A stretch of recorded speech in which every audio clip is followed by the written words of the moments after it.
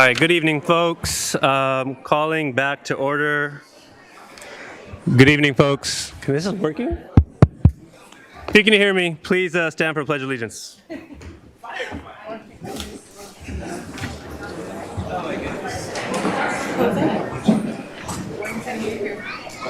I pledge allegiance to the flag of the United States of America and to the republic for which it stands, one nation, under God, indivisible, with liberty and justice for all. One day. Algún día.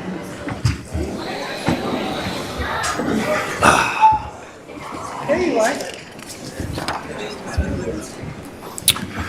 All right, moving on to item 4.2, our broadcast statement. This meeting of the Sacramento City Unified School District is recorded. The recording will be cablecast on Metro Cable Channel 14, the Local Government Affairs channel on the Comcast and DirecTV Uverse cable systems. The recording will also be closed captioned and video streamed at metro14live.saccounty.gov. Today's meeting replays Monday, October 20th at 12 p.m. and Wednesday, October 23rd at 6 p.m. on Metro Cable Channel 14. Once posted, the recording of this meeting can be viewed on demand at youtube.com/Metro Cable Channel 14. We welcome members of the audience to address the board. Please complete a speaker form, which are located in the back of the room, and give them to our communications representative, along with any handouts you may have for the board prior to the conclusion of the item's presentation. Please speak into the mic when addressing the board and state your name for the record. Please limit comments during public comment to items that are not on the agenda. If you do comment on an item that is listed on the agenda, we will ask that you please defer your comments until your item comes up on the agenda. Please also turn off your cell phones or place them on silent mode. Thank you. Thank you. 4.3, Stellar Student, introduced by Board Member Taylor Kayada. All right, it is my privilege to recognize a stellar student tonight from Area 6. This student I'm about to introduce is from Martin Luther King Jr. Elementary, which is one of the jewels, the hidden jewels in some ways, of the Pocket Greenhaven area. So with that, I would like to invite Emma Meyerson to please come up to the podium with your friends and family and teachers.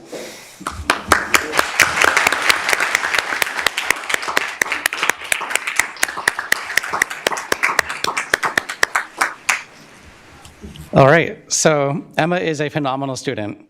She works hard in every subject area. She always gives her absolute best. She represents what it means to be an MLK student because she is hardworking, kind, helpful, and enthusiastic about school and learning.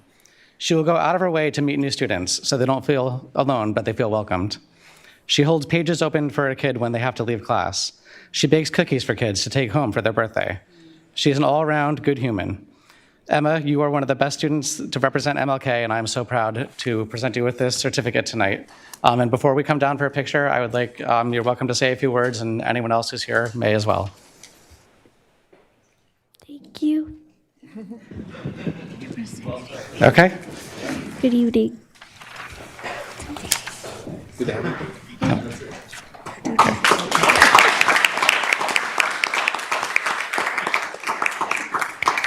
All right.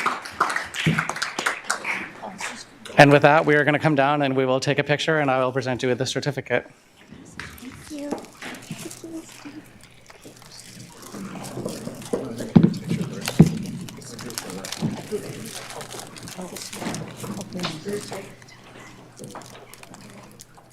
Good evening. Okay. Do you want to hold this in the picture or you want to?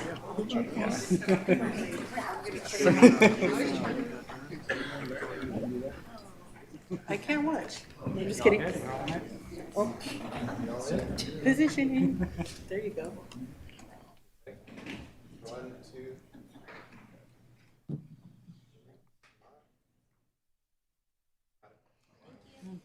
Emma. It's all right.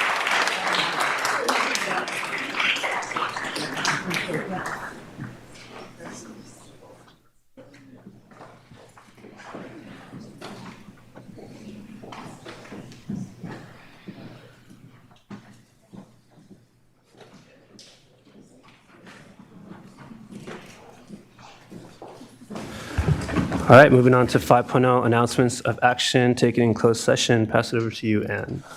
Good evening, President Singh. There are no announcements coming out of closed session this evening. All right.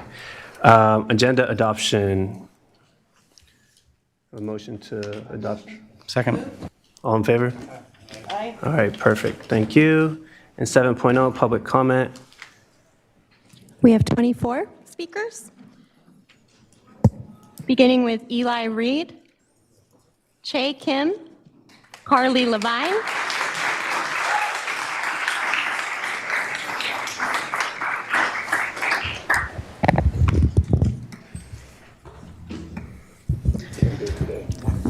Hello, my name is Eli Reed. Good evening, board members. My name is Eli Reed, and I am a 7th grade student and proud for Phoebe Hearst alum. I want to talk about what it truly means for SUSD to be student-centered, equitable, and community-driven, because Mr. Henriksen and Mrs. Rupert embodied those values every single day. It is hard to explain what it feels like to be a 6th grader at Phoebe Hearst. It's not just another school year, it's something you look forward to the moment you start here. Whenever you walked into Mr. Henriksen's or Mrs. Rupert's classroom, the energy was positive, supportive, and full of fun. They created an environment where we could be ourselves, take on challenges, and grow into confident, self-sufficient students. I wouldn't be here today speaking to you if it weren't for the guidance and encouragement they gave us. They didn't just teach us lessons, they helped us become better people. They guided us to be leaders in our school and showed us what community really means. Because of them, Phoebe Hearst students aren't just academically prepared for middle school. We're ready to take on initiative, collaborate, and make a difference. Miss Rupert is the heart, and Mr. Hendrickson is the soul of Phoebe Hearst. Removing them is a direct contradiction to the values that SUSD stands for. If our district is truly community-driven and student-centered, then listening to the students and valuing the educators who lift us up should come first. Thank you. Thank you.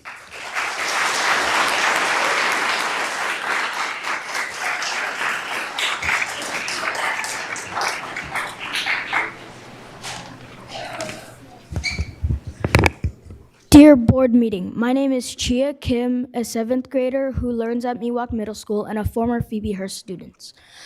As a once proud student of the SCUSD district, I'm disappointed in you. Why would you ever take away one of the great pillars of Phoebe Hearst? I was part of the last class to ever learn under Miss Rupert. She was a great teacher, beyond any level of explanation.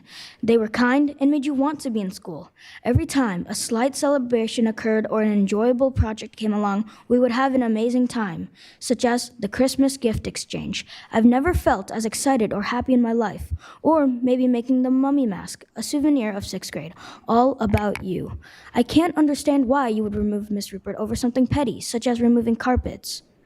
She treats us all like family, and think about it. Why would every kid from Miwok in our old classes come back and visit? She leaves the best lasting impression on every kid in her class. Miss Rupert was beyond exceptional, the role of what a teacher should be. I really can't think of 6th grade without her.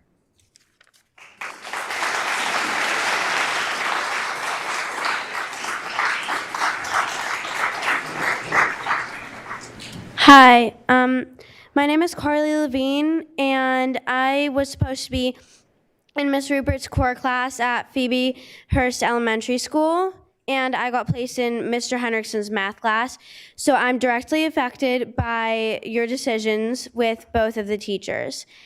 I want to talk about how this has affected my friends and a lot of people that I have known for so long. They feel like part of my family. A lot of them have gone home every day since the first few weeks of school and cried because they don't have a teacher. They've had just a series of subs basically all year long. And the class is in chaos because we didn't know like half the subs. We didn't know their expectations. If we had had one solid teacher throughout the whole year, Miss Rupert, then we probably would have been the picture perfect 6th grade students by now. Instead, we are still walking into school not knowing what to expect because for the past 5 or 6 weeks, that's what we've been doing. And a lot of kids they think that it's okay for them to be loud or noisy because they haven't had one set of expectations. And that upsets a lot of the other kids in my class because they don't like it in chaos. And that really upsets me because I care about all my classmates. Thank you.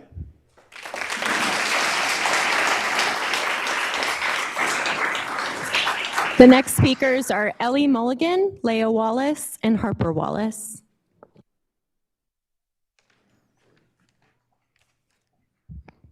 Hello, everyone. My name is Ellie Mulligan, and I'm a 5th grade student at Phoebe Hearst Elementary. I'm here today because I have something important to say about what's happening at our school. I've been looking forward to being in Miss Rupert's 6th grade class for a long time. She's one of the most intelligent, magnanimous, and caring teachers I have ever met. I couldn't wait to learn from her and maybe get into Mr. H's advanced math class too. But when the school year started, something felt wrong. At our first assembly, we saw pictures of all of the teachers, but Miss Rupert's picture wasn't there. When I asked where she was, I was told she would be back next week, but she never was there. Later, I learned that she was removed from our school for taking out a carpet that was flea-infested and a trip hazard. She was trying to make her classroom safe like any teacher would. Now, both Miss Rupert and Mr. Henriksen are gone, and students feel disappointed, frustrated, and devastated. These teachers worked hard to make our school better. They don't deserve this. Mr. H spent the last summer helping our school, building our garden, and making our campus more picturesque. Also, the reason for his suspension is unclear, but whatever the reason is, I know Mr. H has done nothing to deserve this. Neither Miss Rupert and neither have the students. Nobody deserves the pressure you are putting on our school. Now I have gone to multiple of the protests, and I know, stated in the First Amendment, that we have the right to speak. And for me, I won't stop speaking until the teachers of Phoebe Hearst Elementary get the rightful justice that they deserve. Thank you.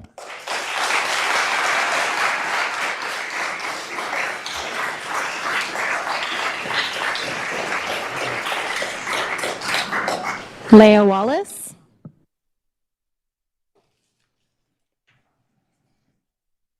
Hi, I'm Leah Wallace. Can I just say that's a testament to our school? You guys did amazing. Good job. Really good job. I've been a parent at Phoebe Hearst for several years now. My daughter Harper started in kindergarten. I moved up here from Los Angeles by myself with my 2-year-old and my 4-year-old. Our neighborhood school is Caleb Greenwood. We went and toured it. Great school. We walked into Phoebe, and it was home. For a single mom with 2 small children, walking into that school every day was a community that kept me safe and my kids safe. They embraced not only myself, but my children and our family. Miss Yulia and Miss Desiree, you walk in there, and it's like sisters. The teachers have a camaraderie. I know that every single teacher in this school is there because they want to be. They know our kids. My daughter had a hard time in 6th grade. She's now at Miwok. Mr. Hendrickson and Miss Rupert together, because they are such a well-oiled machine and know our students so well, they saw that my daughter was struggling. And they took it upon themselves on their own time to come together and talk to her and myself without me even having to say anything. They know our kids. So in this nation we're living in, one thing I will say is I'm teaching my child to stand up and fight for what is right. The nation we're living in, and so much uncertainty going on, we fight for what's right. We stand up for the people we love, the family members that care about us and are there for us. And I know for a fact that this school is safe, because if any of these students have any kind of emotional issues or problems, the teachers know. I don't have to worry that my daughter is going to be harmed or some shooter is going to come into the school, because they know our kids. They know us. I now have my daughter's statement to read. Back when I was in 6th grade, I remember going through a really rough time. Miss Rupert let me cry and hugged me and told me I was going to be okay. Math was a nice subject. I enjoyed it, but I enjoyed Miss Rupert. She made me feel safe. She made me feel loved.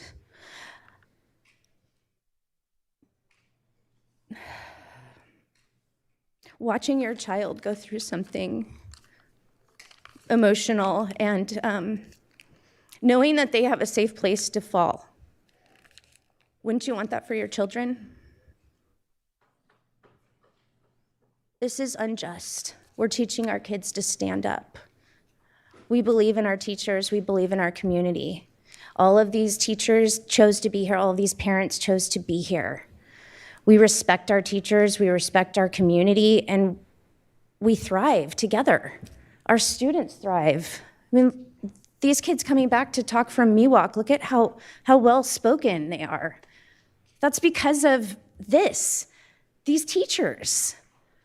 That's all them. Don't you want teachers that give of themselves wholeheartedly and unconditionally? Isn't that what we want for our children? It's like teachers that don't care slide under the radar. Teachers that do care are the ones that get in trouble because they are doing something. So my daughter tripped on that rug she had repeatedly asked to have it removed. My daughter, when she was a 6th grader 2 years ago, tripped on that rug. Still there? Then we had the flea infestation, so when they treated it, it got even funkier. So why was her request to have it removed not met? She's been in the district how many years? Mr. Hendrickson, same thing. Mr. Hendrickson's wife is a teacher at Miwok. Does that not say something about the dedication and the commitment these people have? His wife is a teacher at Miwok. I'm proud to be a Phoebe parent. I'm not proud to be part of the Sacramento Unified School District.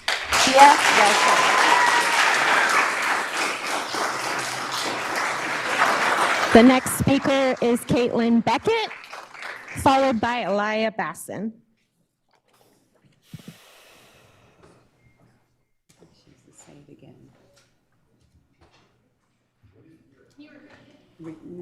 Caitlin Beckett, Elia Basson.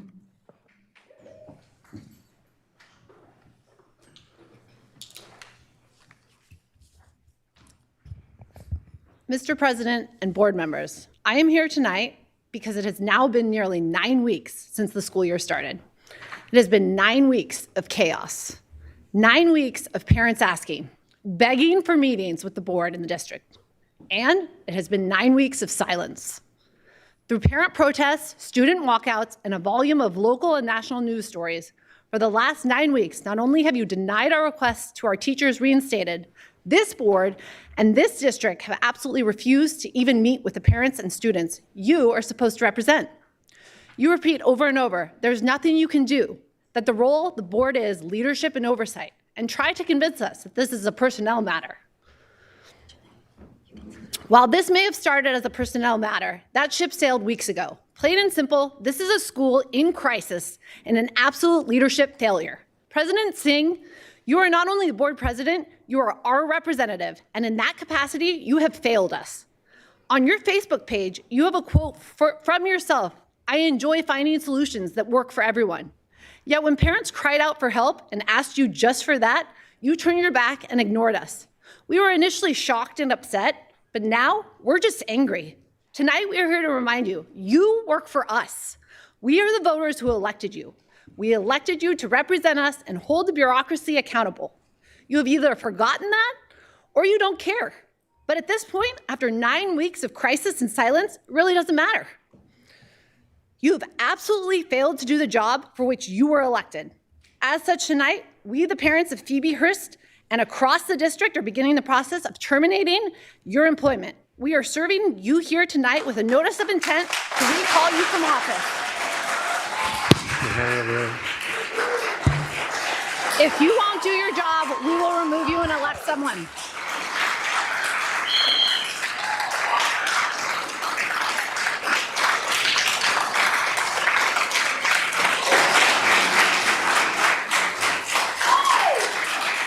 Elia Basson, followed by Holly Jacobson.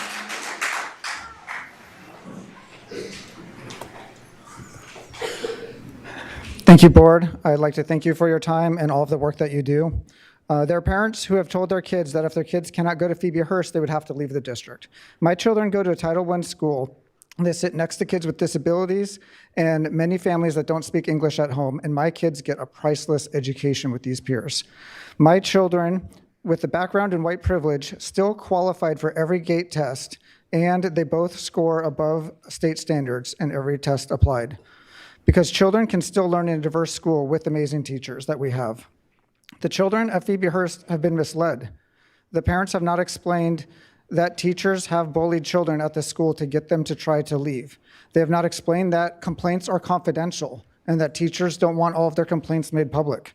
They have not explained to the kids Education Code 48356. These are smart children, and maybe they can be assigned a research project to research that code and see how it's equitable to test the 4-year-olds that come into that school. At many other schools, if substitutes had rotated through the classroom, we would blame the students and would say, oh, those students are haywire, the parents don't raise their kids right. But at this school, we're blaming the substitutes, of course. That might be it.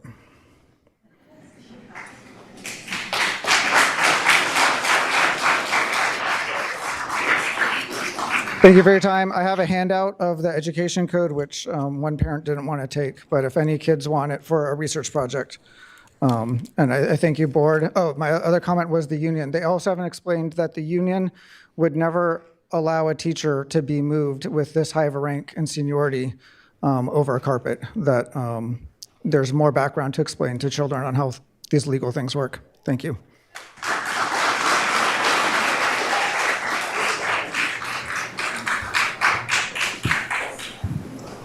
Holly Jacobson, followed by Shaycon Norman.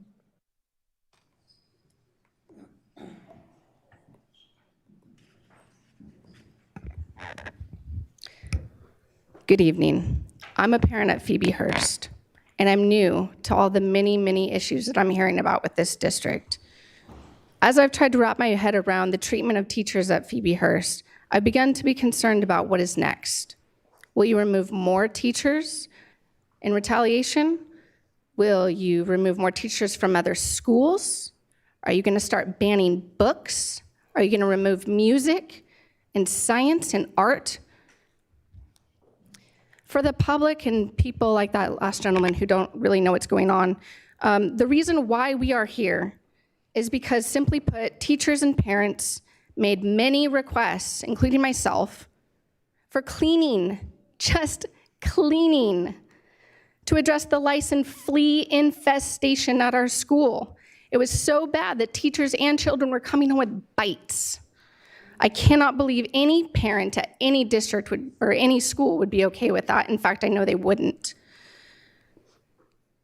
That carpet was infested, and unbeknownst to all of us, apparently covered up some asbestos tiles. And now a teacher has been investigated for removing that flea-infested carpet when this district and the administration did nothing to respond for years. Mr. Henriksen defended his colleague over this clearly erroneous and arbitrary decision, and then he was put on leave. The district is essentially trying to silence teachers to make a point that no one can question them, and that is not okay. As I ponder what I continue to learn about this district, I'm reminded of an NPR story I heard about Randy Weingarten, the president of the American Federation of Teachers. One of the quotes from that interview that spoke to me was the following: "If you want to make a difference in the lives of children or of young people, teaching is the way to do it. We are in a race always between hope and fear, and teachers are the nation builders, and teachers are the hope agents. You have taken two of our hope agents. The students that so eloquently spoke, the parents here tonight, and our community, our friends and family and other schools are cheering us on because they know how egregious this is. And all we're asking you is to do the right thing. Own up to your mistakes and fix them." Now I have a second issue and a second topic, and that's transparency and compliance with the Brown Act. As you should know, the Education Code requires meetings to be open and in strict adherence with the Brown Act. Please wrap up The your public materials comment. need to be posted, such as meeting minutes on your website, which they are not. That needs to be fixed. Legal counsel should understand that. Now, one final topic. I took less than 2 minutes on that. Now we are getting threats from the administration to the parents. What is going on?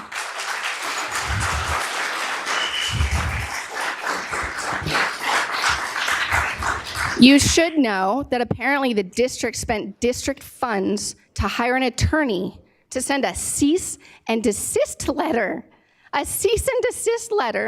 to the parents for starting a GoFundMe account for the legal defense of these teachers. Are you kidding me? All you had to do was spend that money to vacuum our classrooms. Thank you. Thank you.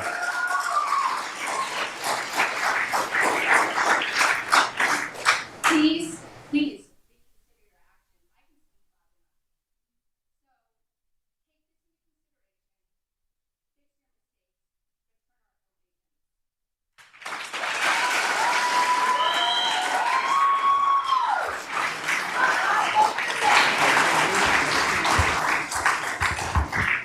Nikki, hold on.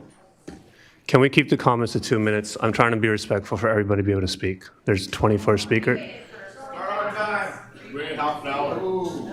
Okay, we can take a pause. Then we're going to keep it to 2 minutes. I'm not trying to cut anybody off.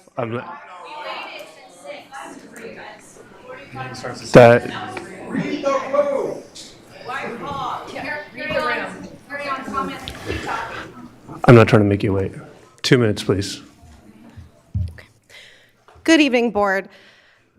My name is Shaycon Norman. I'm a parent in the district, but I'm also a law student, and I am going to be changing the topic briefly, but I do think that the momentum, the energy in the room definitely speaks to the fact that you have parents that care and are involved in the district, which does touch on my topic tonight. I appreciate the thought that goes into balancing the district's many needs, and I want to ask more specifically about what parents can do collectively or individually to help secure funding for special education in our district. As a parent, as somebody who's worked in education, I've seen firsthand, I know parents have seen firsthand the challenges that come with limited staffing, resources, individualized support. And we know that laws require certain services, but also that funding falls short. So I'm just here to ask or to put on your radar that there are parents that care about it. Whether there are advocacy channels, partnerships, grant opportunities that the district can guide us towards, can we help by reaching out to legislature? Can we do something around attending budget hearings? Something that you could guide us towards that you, in your experience, find helpful. I think it's very clear that parents want to be a part of the solution. We're not just asking for more, we want to help make things possible. So thank you for your time and your commitment to your students, especially with those with unique learning needs. That's all.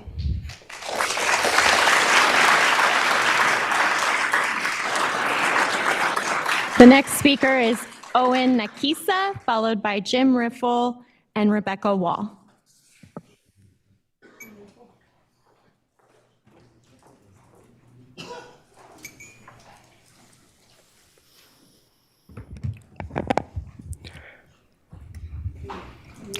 Good evening.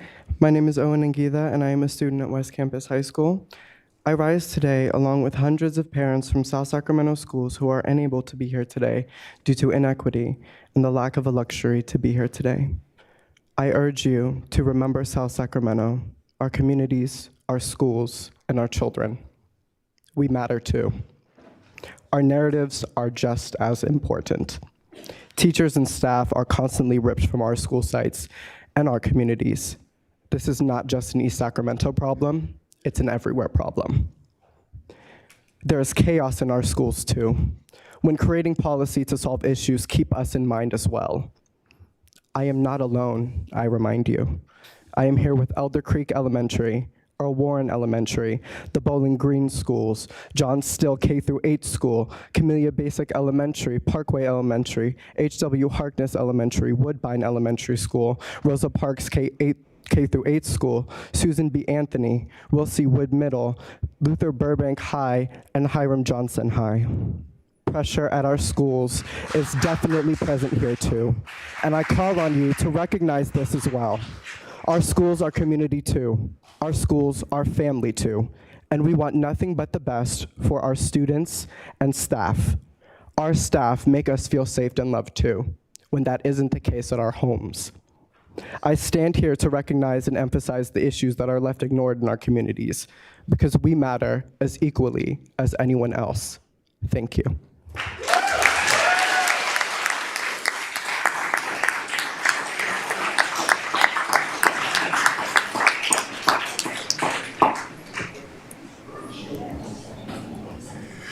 Good evening, I'm Jim Riffle, Chapter Vice President, SEIU 10-1. Most of you know me, I've been up here a few times. You filled the room pretty well. There are two ways to do that. Either you got a $100 million grant and we're all here to congratulate you, or you've angered everybody. Guess which one it is. We have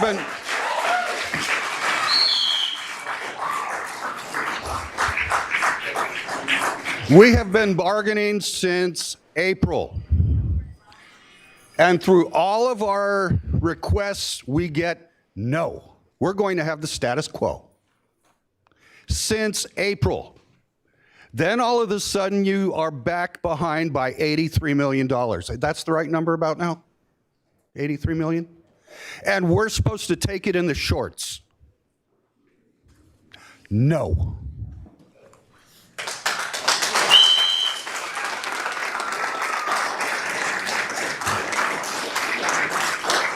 Rebecca Wall.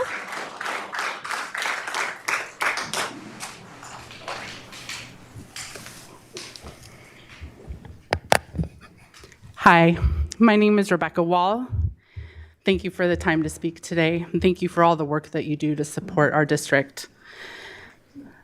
I work for the Health Services Department as a health services technician.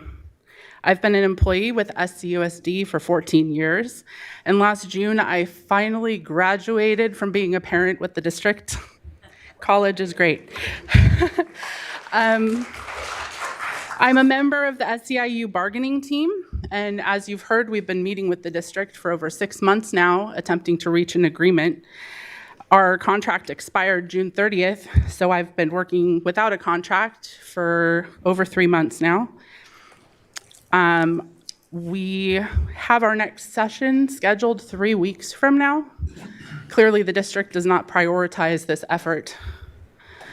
I'd like to talk to you about our instructional aides and our health aides. These classified staff are providing essential and mandatory services to students under 504 and IEP. A year ago, there were 660 vacancies between these positions. Today, there are 553 still. That means that a year of hiring efforts have only filled 16% of these vacancies. Because the wage is so low for these positions, it is difficult to attract qualified candidates. And those who work for agencies are making more money per hour than they would as an employee of Sac City Unified. I spoke with an LVN today, a Health Aide 3, who had to take an $8 an hour pay cut to become an employee for our district to do the same services that they did as an agency provider. Meanwhile, the district is hemorrhaging money to outside contractors to deliver these essential services. I understand that the district was recently surprised to learn that they spent more money than they had planned last year. And I would just like to say that paying the appropriate wages for these vacancies might help solve that problem. Please meet with us to reach an agreement. Thank you.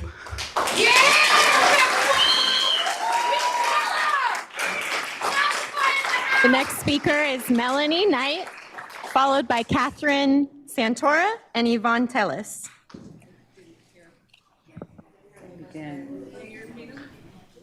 Melanie Knight.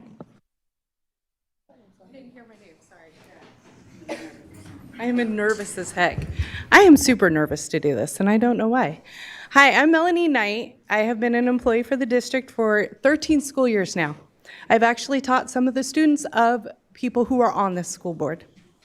I've given my heart and soul to this district, but I can't afford to stay here. Had to move recently. My rent went up by $1,000. I know that's not on you guys, but with my pay as an instructional aide at Hiram Johnson High School, I can't afford to live. If I did not get Social Security for my children because my husband passed away 7 years ago, he was a school bus driver for this district. He gave his heart and soul to this district. We've worked our butts off. I have worked with these students. I've worked with students with emotional disturbance, bipolar, schizophrenic, severe depressives. These students need more of me. They need more me. They need more people that give their heart and soul like I do. We're not going to attract those people with the pay that we are offering. We are going to get young people who are 19, 20, 21, and yes, they're going to grow up and they're going to become me. They're going to become employees like me. But we need to attract more of them. They can go to McDonald's, they can go to In-N-Out and make more than what we're offering instructional aides in our district to teach our children, our future. These are the people who are going to be running our country someday, but they're not going to get the education they need. When I was in school, I was an ADHD child who was off the wall. My mom got told, I'm sure like I do about my daughter, no matter where I move her, she talks to everyone. I didn't have instructional aides in my class. I didn't have special education when I was a kid.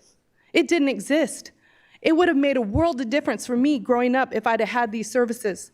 Having more of me is what these students need. Having more people with a heart for these children and love for this district. I am a product of Hiram Johnson High School. I'm a proud member of this district. I'm a proud member of this SEIU. And I want to do more. Thank you.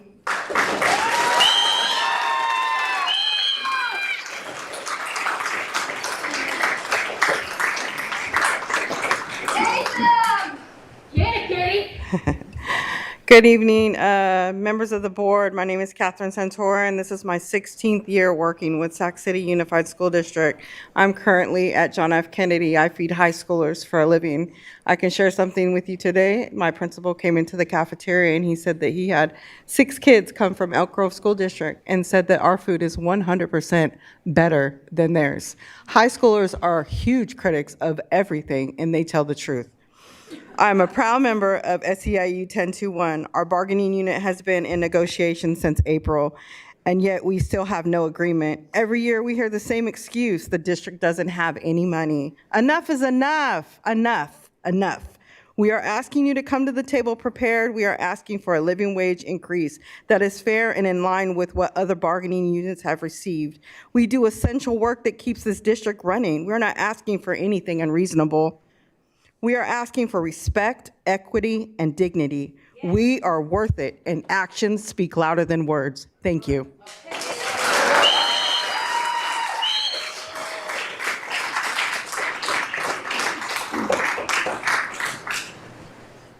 Good evening, Superintendent Allen and members of the board. My name is Yvonne Tellis, and I'm a registered behavioral technician with our district. Every day, I work alongside our BCBA and BIS teams to support special education students, many of whom require one-on-one aids due to the complexity of their behavioral and academic needs. This year, I visited classrooms staffed with 46 agency aides and only 16 district aides, a nearly 3-to-1 ratio. That's unacceptable. Our students deserve consistent, trained support, not a rotating cast of temporary staff. Agency aides often lack accountability and receive minimal supervision.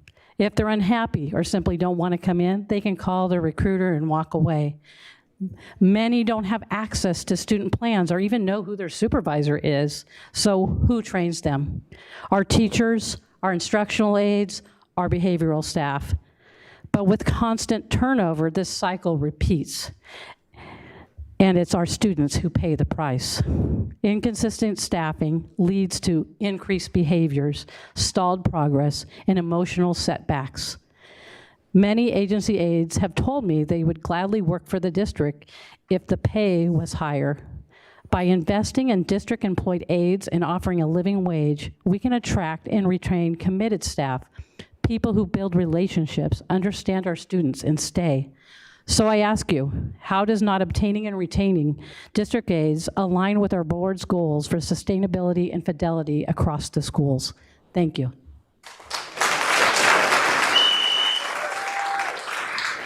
Our next speaker is Anayeli Garcia Silva, followed by L.R. Roberts.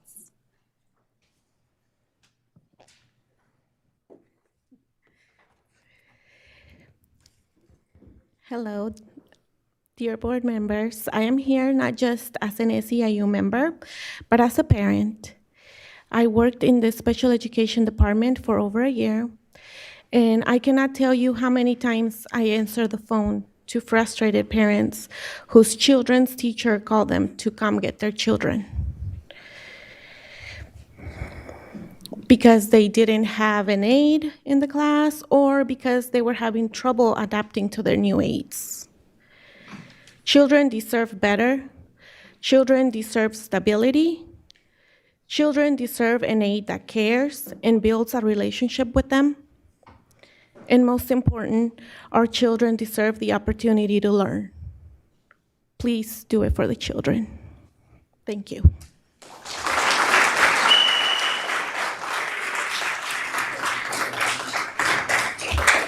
I'm L.R. Roberts. I'm sort of an unusual person in that my children attended Sac City Unified School District schools.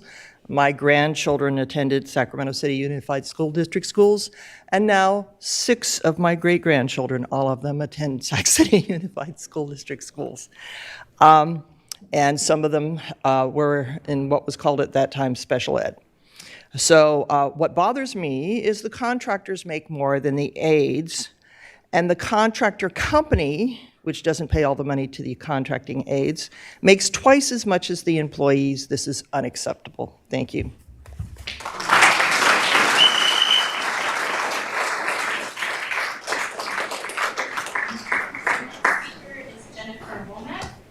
Sorry, our next speaker is Jennifer Womack, followed by Charles Bolton.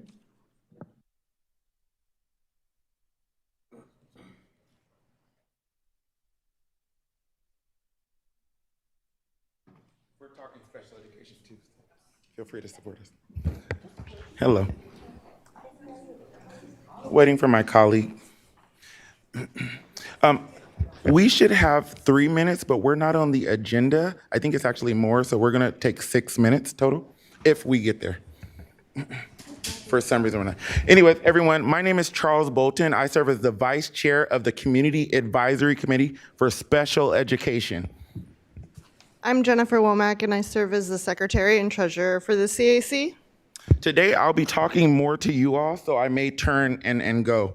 But what that is we are the parent representation for special education with the school district. We're here to show our support for those 2 teachers that we talked about earlier. We understand, as I am a former teacher with Sac City Unified that was let go last year because of my support for special education. I fought for too many suspensions. I fought against changing our model. And of course, I found a new district that welcomed me in, but I was at Luther Burbank High School, in which our community doesn't show up like this all the time, unfortunately. But I support these teachers 100% because what you guys all stood up for and did today. Of course, my kids go here that I adopted to Sac City Unified, and I will never let them go. So I continue to support through this capacity. I am still a special education teacher with another district. Jen, do you want to introduce yourself again?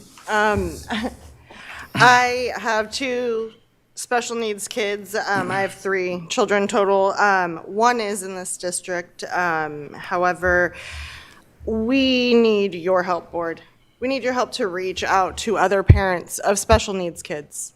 I know that April had spoken about this in past board meetings. She had came to our committee meetings. We have been getting stonewalled with the district as in how to reach our parents.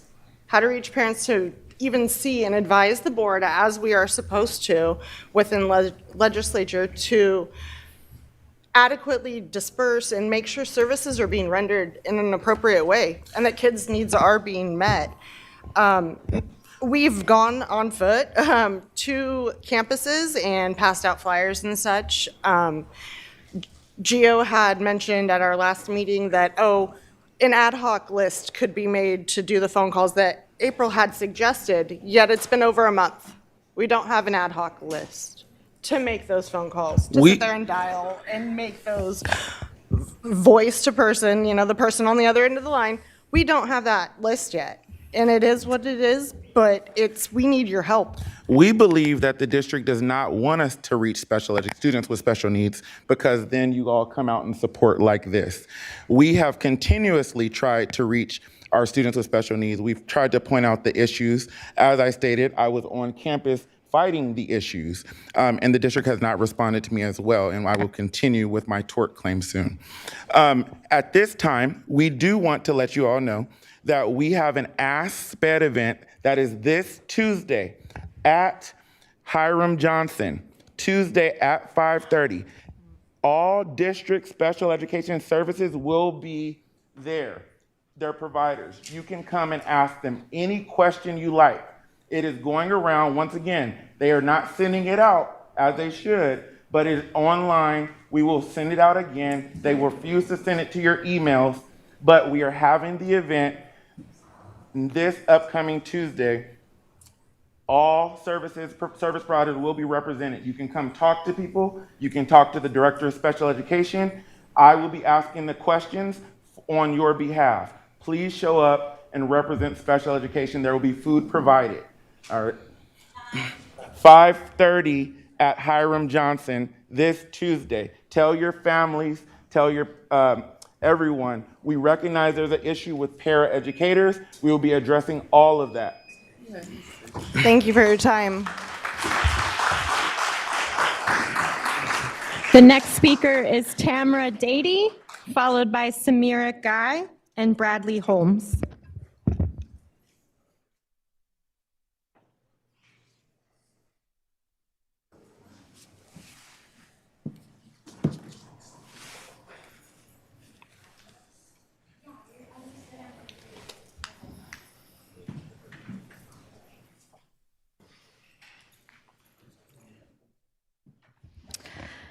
Good evening, President Singh, Superintendent Allen, board members, and SCUSD staff. My name is Tamara Doty, and I've worked at Sacramento Charter High School as a TA, a science teacher, and as an academic coordinator.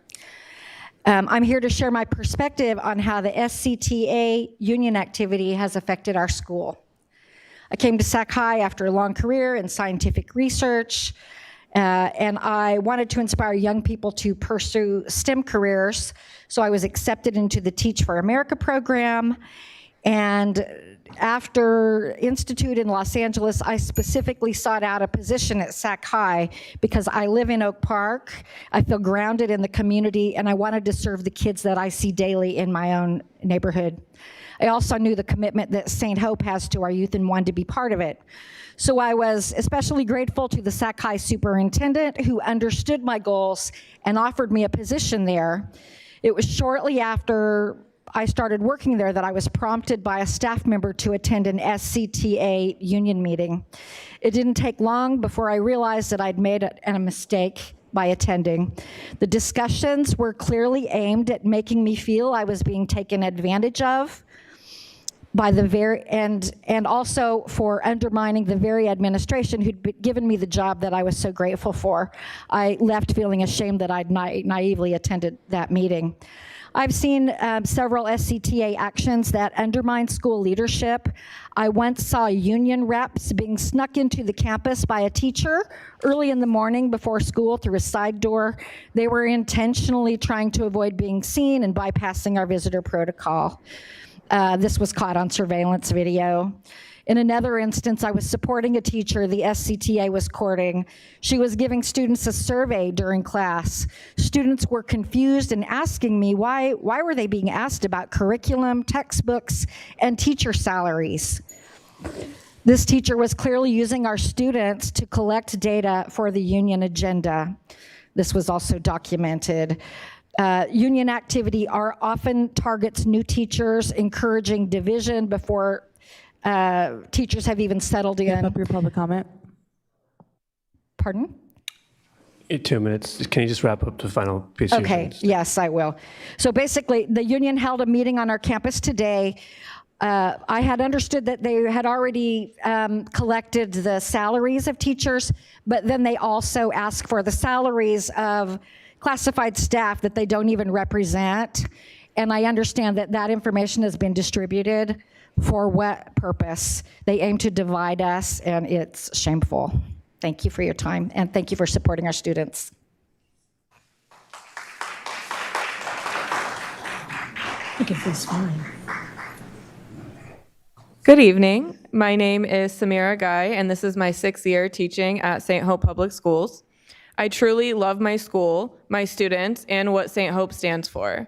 We set high expectations, we build character, and we help our students grow into strong, confident people. That mission means everything to me. I'm here tonight because I want to be honest about how SCTA has treated me and others who don't share their opinions. When the union leader came to my school to hold their first union meeting of this school year, they invited every single teacher at my school except for me. They personally texted, emailed, and/or approached in person every single teacher except for me. I was left out completely for that first meeting of the year, and that was not an accident, but because I have disagreed with them in school-wide meetings in the past. That experience is just one of many examples that made it clear that this union is not representing all teachers.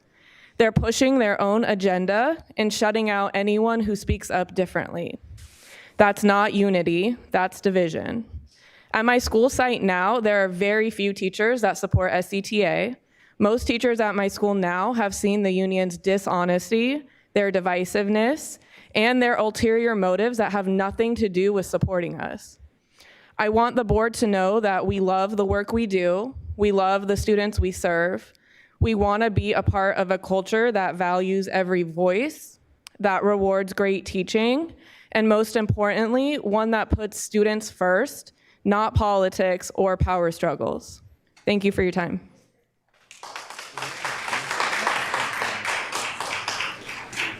Bradley Holmes Talbot. Hi, my name is Bradley Holmes Talbot, and my kids call me Mr. HT. Good evening, members of the board. The first time I stepped onto St. Hope Middle School's campus, I knew that was where I belonged. I started as a substitute teacher, and since then I have earned my preliminary credential and my master's in teaching, and it was supposed to be archaeology and biological anthropology. I'm now in my 3rd year teaching for St. Hope, and this work has completely changed my life. Since joining St. Hope, I've built strong connections with my students, their family, and the Oak Park community. I've taught summer school at Sac High, attended students' game, and come to deeply respect the people I work for and with. When I first met Lisa Ruda, she somehow knew it was an anniversary of my mother's passing. She came to me, hugged me, and showed me what true compassion and leadership looks like. That moment solidified my loyalty to St. Hope Public Schools. The first time I heard of SCTA was when someone quietly whispered to me about attending a meeting like it was a secret. I went, and I was shocked by the tone and by how anyone who spoke differently was dismissed or talked over. Even worse than that meeting was how they would speak about and for Lisa, who was at that time deceased. Since then, I've seen teachers excluded, removed from email chains, and silenced for having different opinions. It reached a point where I had to ask them myself to stop texting me because they did not represent me. They made me feel uncomfortable, not represented. Teachers should be united, not divided. We should model collaboration, respect, and professionalism for our students because that's what education is supposed to be about. The best way to support our children is our main focus, and it's by working together, lifting one another up, not tearing each other down. That's not what teachers are about. I love St. Hope, and I see myself continuing to work for St. Hope and serve the Oak Park community. I want the rights to work directly with St. Hope to discuss my pay, my growth, and my future without interference from a group that does not respect my values or my voice. Thank you. The next speaker is Brad Bernstein, followed by Beth Simonton. Good evening, board. Before I start, I just want to point out that I know it's a long night for everybody, but we've been waiting to speak. And I would just think it would be respectful to have everybody's attention for us since we've been waiting for you to listen. This is like the 5th, 6th time I've actually been here to speak.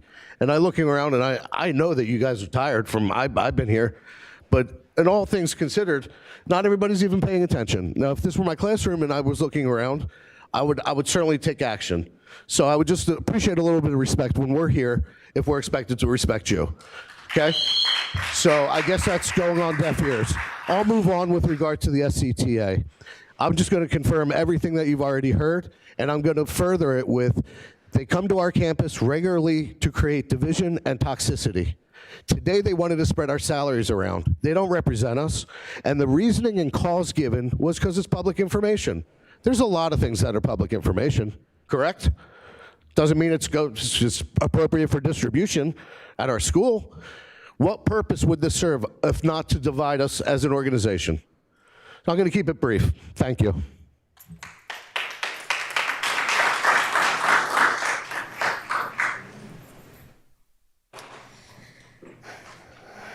Good evening. Thank you for having me.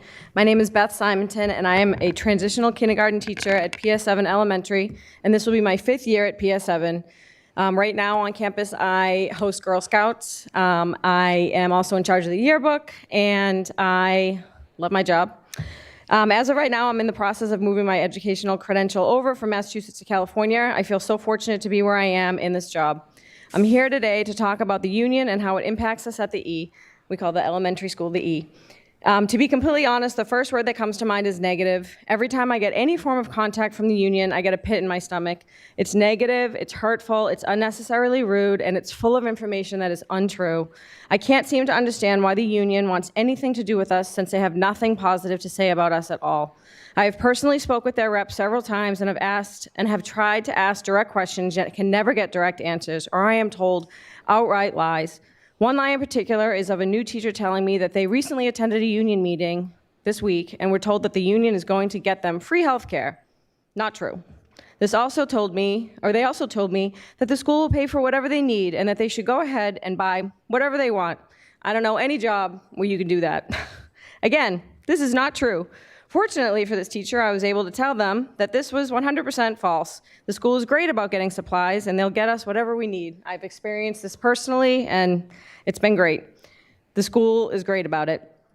Telling teachers this is sneaky, and it's weird. This is just another thing to add to the list of ways that they are trying to divide all of us. Another lie is that the late Lisa Ruda wanted the school to eliminate performance-based pay. Performance-based pay supports teachers who genuinely want to be in their positions and strive to work hard every single day.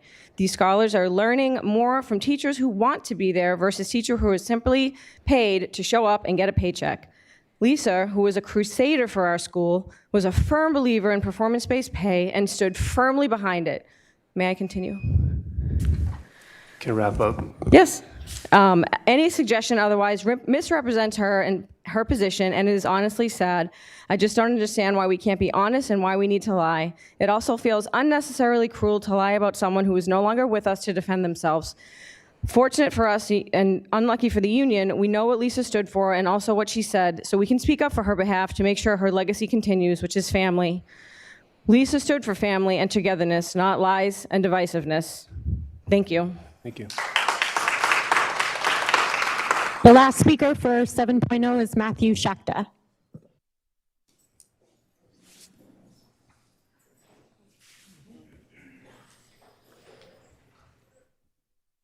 Hello, my name is Matthew Zakta, and for the last 2 years, I have worked with Sacramento City Unified through an agency with special health needs.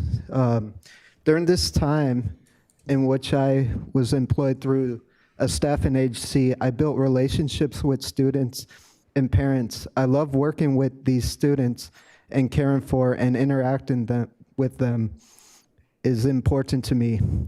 I take care over both the medical and non-medical aspects of these interactions. For instance, I would bring a chess set in to play chess games with students. I would read books with them, invent games like pretending to be Wolverine from X-Men. These connections were valued with the students and their parents and school personnel. Chess playing was even written into a care plan of one student. A parent texted me to make sure I was planning to return to care for her child this school year. During the 24-25 school year, while working at Sac City Unified through an agency, I also began taking classes at Sacramento City College. Going for my LVN to RN bridge program. Towards the end of the last school year, I was told the district would no longer work with the agency I was employed by. I was repeatedly encouraged by my supervisor, the lead nurse, to apply to Health Aid 3. I was also told that I would care for the same students I would worked with before. I applied in June. I had an interview in August. During the time I was waiting to hear the results of my interview, fall semester classes started in Sacramento City. But basically what happened was there was a scheduling conflict because I had classes in the morning. In the past, while I was working through the agency, they would work with me with my school schedule, but hired through the district, they wouldn't give me the same allowances. So I really care about the kids I worked with and really care about their well-being and would love to work with them again. And also at the same time go to school to become a RN and to be a school nurse. But they weren't able to work with my schedule because they said, like, you got to be in 7:30, 5 days a week. But through the agency, they worked with me. But Thank you, Matthew. Yeah, We got your email. Yeah. Thank you.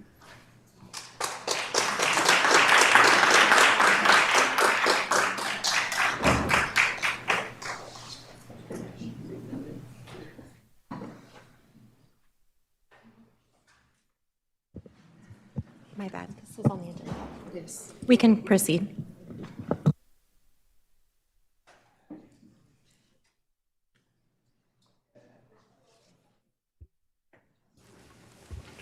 All right, thank you. We go on to our consent agenda.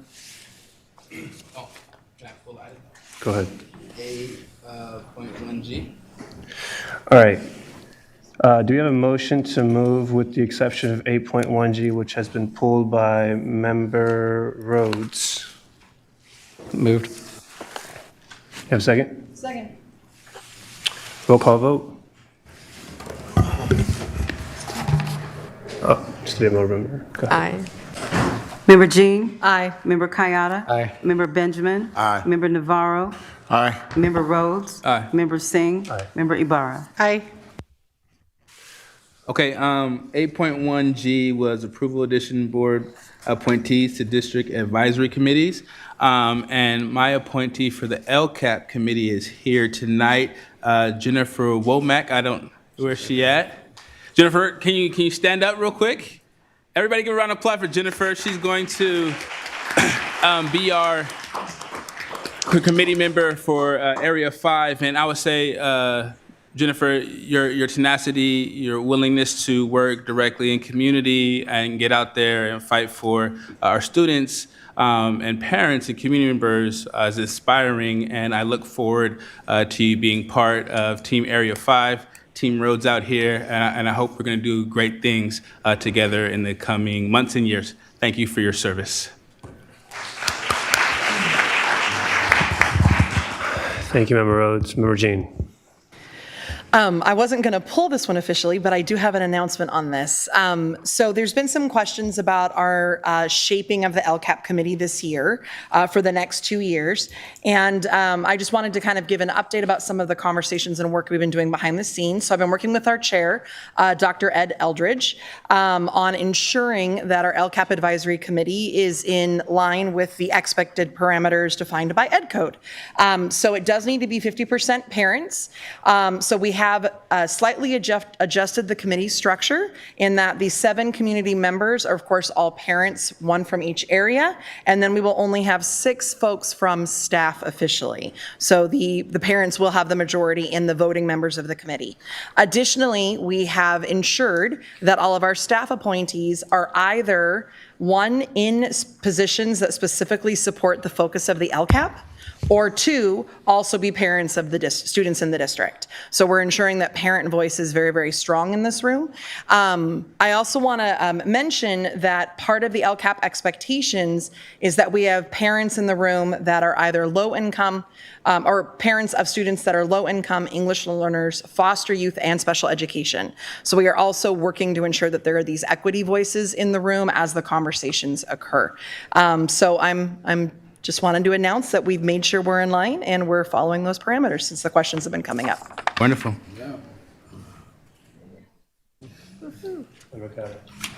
Just very briefly, I wanted to speak to Jennifer Womack as well. We know each other through the Community Advisory Committee and through various other things around town. Our kids are at the same school now as well. But I remember one of the first things I asked her after getting to know her was, do you live on the east side of Freeport or the west? Because I want to put you on one of my committees. So I'm jealous of Member Rhodes for getting you as his appointee. Too bad.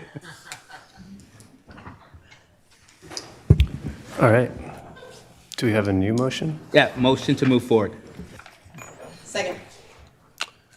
All right. Roll call. We'll start with our student member. Aye. Member Jean? Aye. Member Kayada? Aye. Member Benjamin? Aye. Member Navarro? Aye. Member Rhodes? Aye. Member Singh? Aye. Member Ibarra? Aye.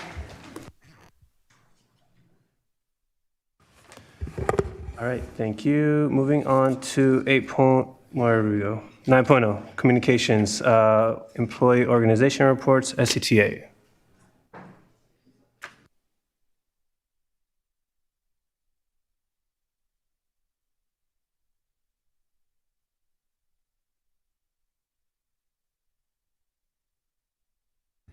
Good evening, members of the board, Board President Singh, and Superintendent Allen. I'm Nikki Malevsky, President of the Sacramento City Teachers Association. At the last meeting, Board Member Kayada removed 2 unauthorized contracts from the consent agenda and called for more accountability over contracting practices related to the services with students with disabilities. We want to echo that call for accountability. Over these past few weeks, we have held numerous meetings with the district special education leadership, and we appreciate the leadership of Becky Bryant and Iris Taylor, who have stepped into this complicated mess. In those meetings over the past several weeks, whether it be a meeting with speech and language pathologists or psychologists, program specialists, or a wider representative group of educators, there's a remarkable consistency in identifying issues and, in some cases, administrators that need to be corrected. It is no longer possible for anyone to say that they are unaware or that this is news to them. While there are many longer-term changes that need to be made, there are several short-term, immediate steps that should be taken right away. They're no longer the refuge of failing to take action because no one knew. Now, today, we all know. We also urge you to work with SEIU to settle a fair contract, including addressing the disparate pay for aides. Not only is this the right thing to do, but it would greatly save this district money. The enormous amount that's spent on outside vendors is really damaging our ability to serve our kids. We'd like to see you settle this as soon as possible. And in sum, we are expecting you that you will take action to implement the necessary changes in the special education department to address the ongoing crises that occur there. We know that some of these decisions may be hard, but they need to be made. The status quo is no longer acceptable. And before I leave the podium, I just want to urge everyone to vote yes on Prop 50. The cuts that are coming from the federal government are to our kids and to our schools. This is money that goes to free food, breakfast and lunch, special education, and Title I. These are our kids and our schools, and voting yes on Prop 50 is one of the ways that we can stand up for our students. So please join us in that. Thank you.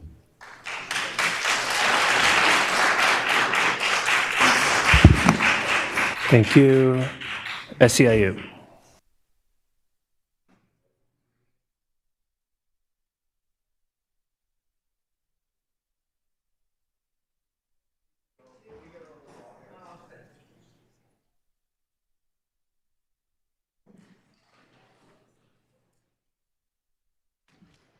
I'm back. Hi. I have been an instructional aide for a long time. I started as a volunteer, then I was on per diem for 12 years, and then I got made permanent. I've been through 2 layoffs in a row, got through it. I have known a lot of kids, and a lot of kids have known me. We have built relationships. We have had good times, we've had some bad times. But the kids were all that mattered. The students, they are the most important things we have, are our charges. I've known a lot of aides that have worked well with the students. I've known some that didn't do so well. I've known a couple of great contract aides. In fact, last year we had a student that tried to run away every single day, and he got violent. He had a one-on-one contract aide who helped him out as best he could and wouldn't let him run out the front gates. The child beat him up a couple of times, put him in the hospital once. I was there with him, keeping the child inside the gates so that we could teach him, so he could learn. I've known a lot of bad contract aides who are sitting on their phone all the time. You've heard the stories. A lot of them are true. There are a couple of good ones. I was also at a job fair last year where we had close to 100 people sign up to get interviews. A good portion of them were from the contract aid contracts. They wanted to become members of our district.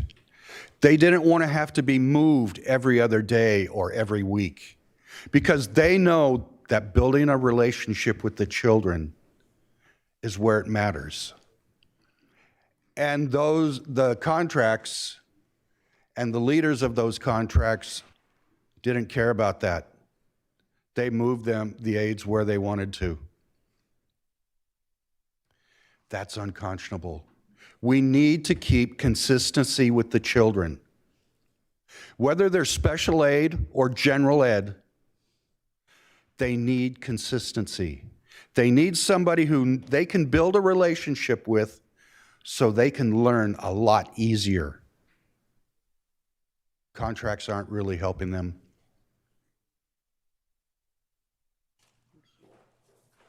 Good evening, Board. We've had conversations with every single one of you.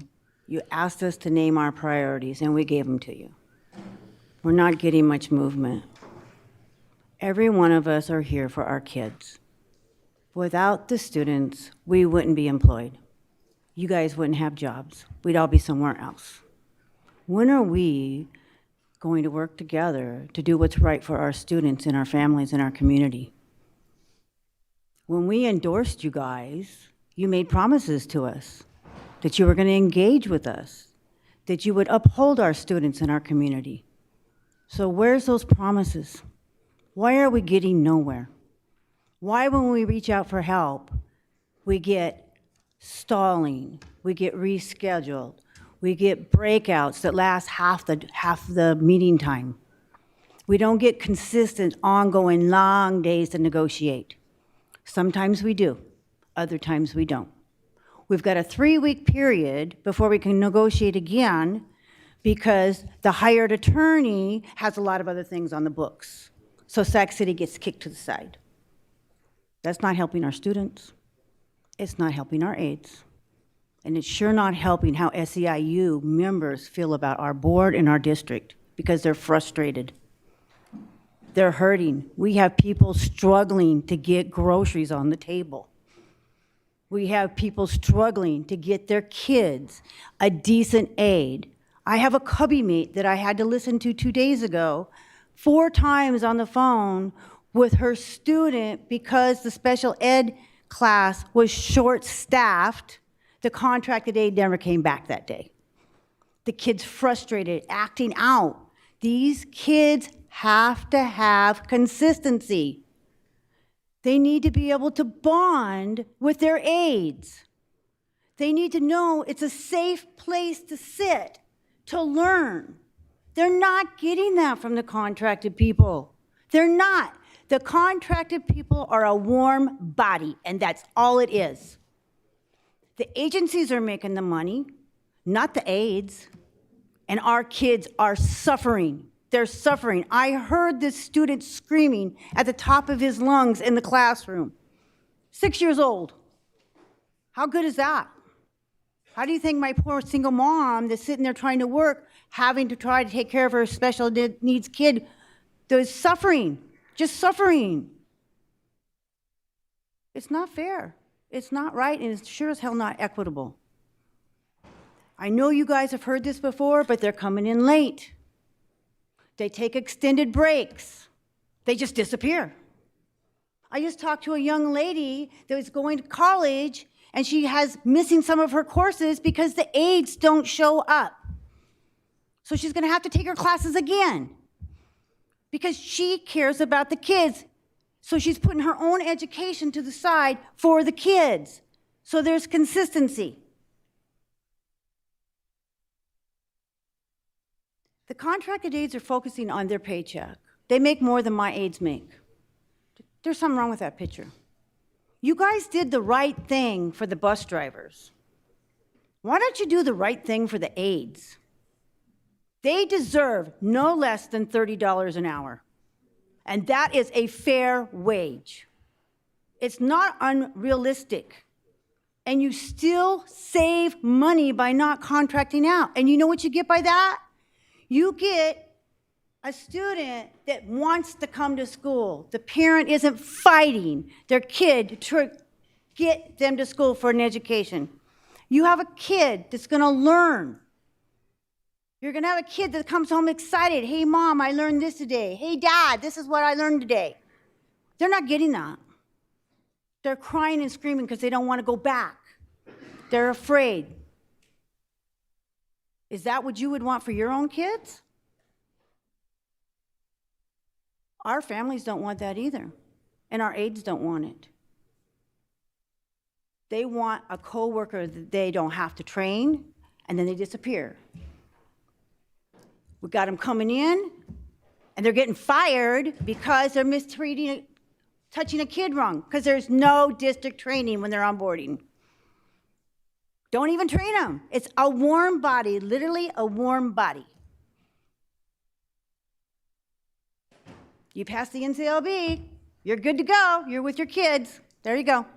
Oh, I'm sorry. HR just called you in. We got to go validate you. You just got fired. You didn't pass probation. So I'm going to ask each and one of you, really, truly put in your hearts and find out deep inside what's the right thing to do. Are we going to invest in our people that are going to stay here? You just saw a great-great-grandmother who's got all those generations of people that have gone to Sac City. Or are we going to just have them start flying away and going to other areas? They can go to charters. They don't have to come here. There's lots of options. Please do better. Please support your students, and please support my aides. Let's get some ongoing, consistent, loving care with people that will make a difference in our babies.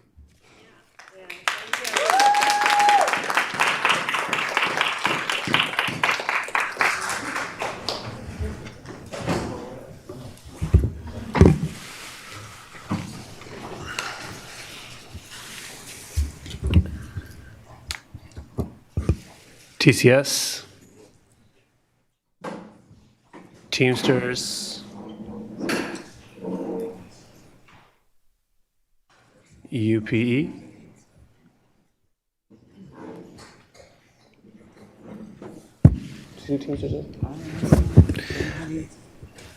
all right, seeing no one, we're going to move on to our student member report.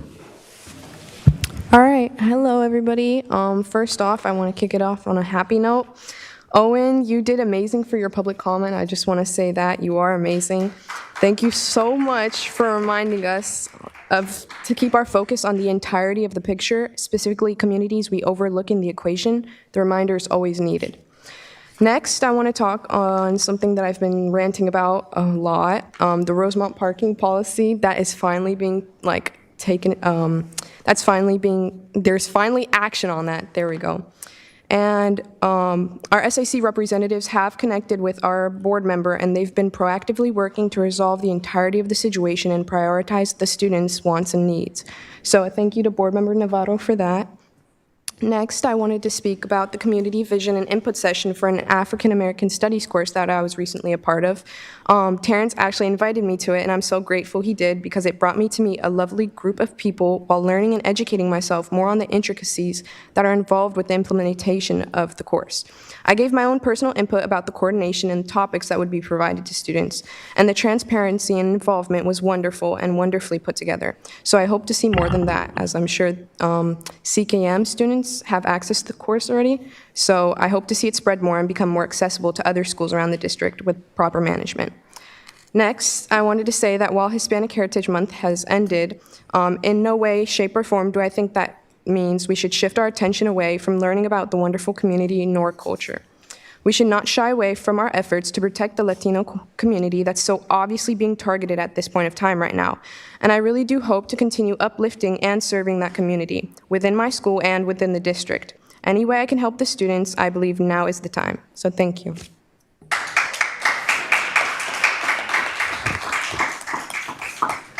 Thank you. Information by board members.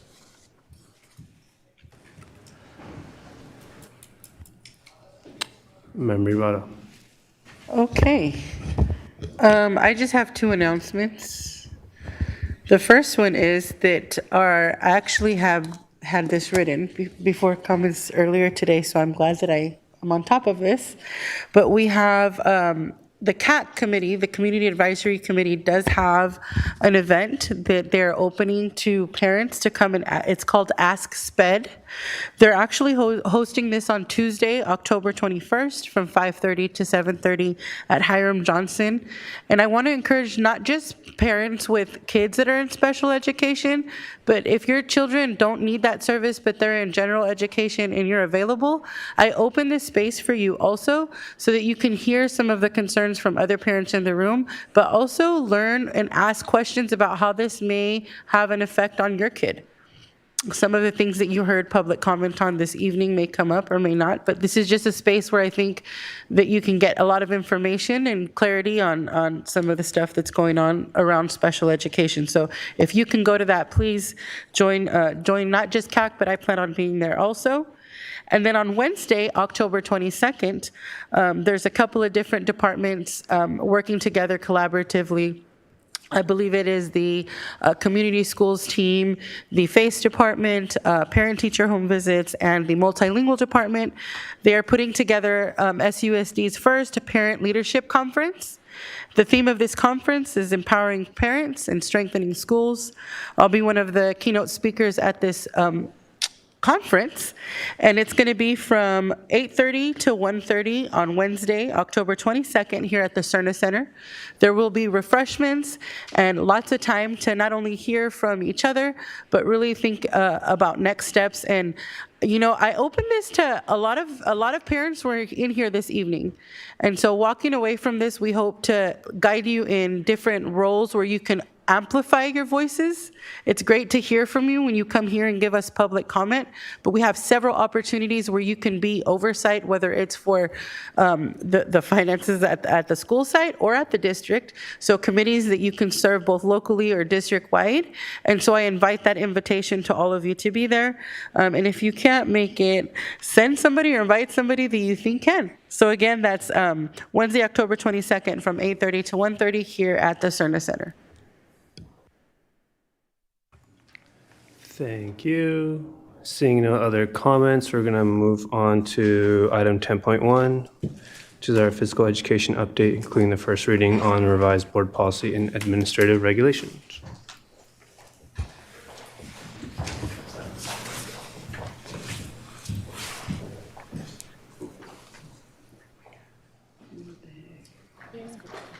Back and forth. Perfect. Thank you. Hello, all. Welcome. Hi, I'm Mikila Fetzer, and I have the privilege of supporting physical education in the Sacramento City Unified School District. I'm here tonight to present some physical education updates with my colleague, Heather Deckard. So we can do this. On our agenda, we are going to look at a brief context of physical education in our district and also illuminate some of the resources that are offered to educators in our system. Then we're going to look at some program evaluation, the revisions and updates to a board policy and the regulation, as well as focus on some of our physical education teachers. So a little context setting.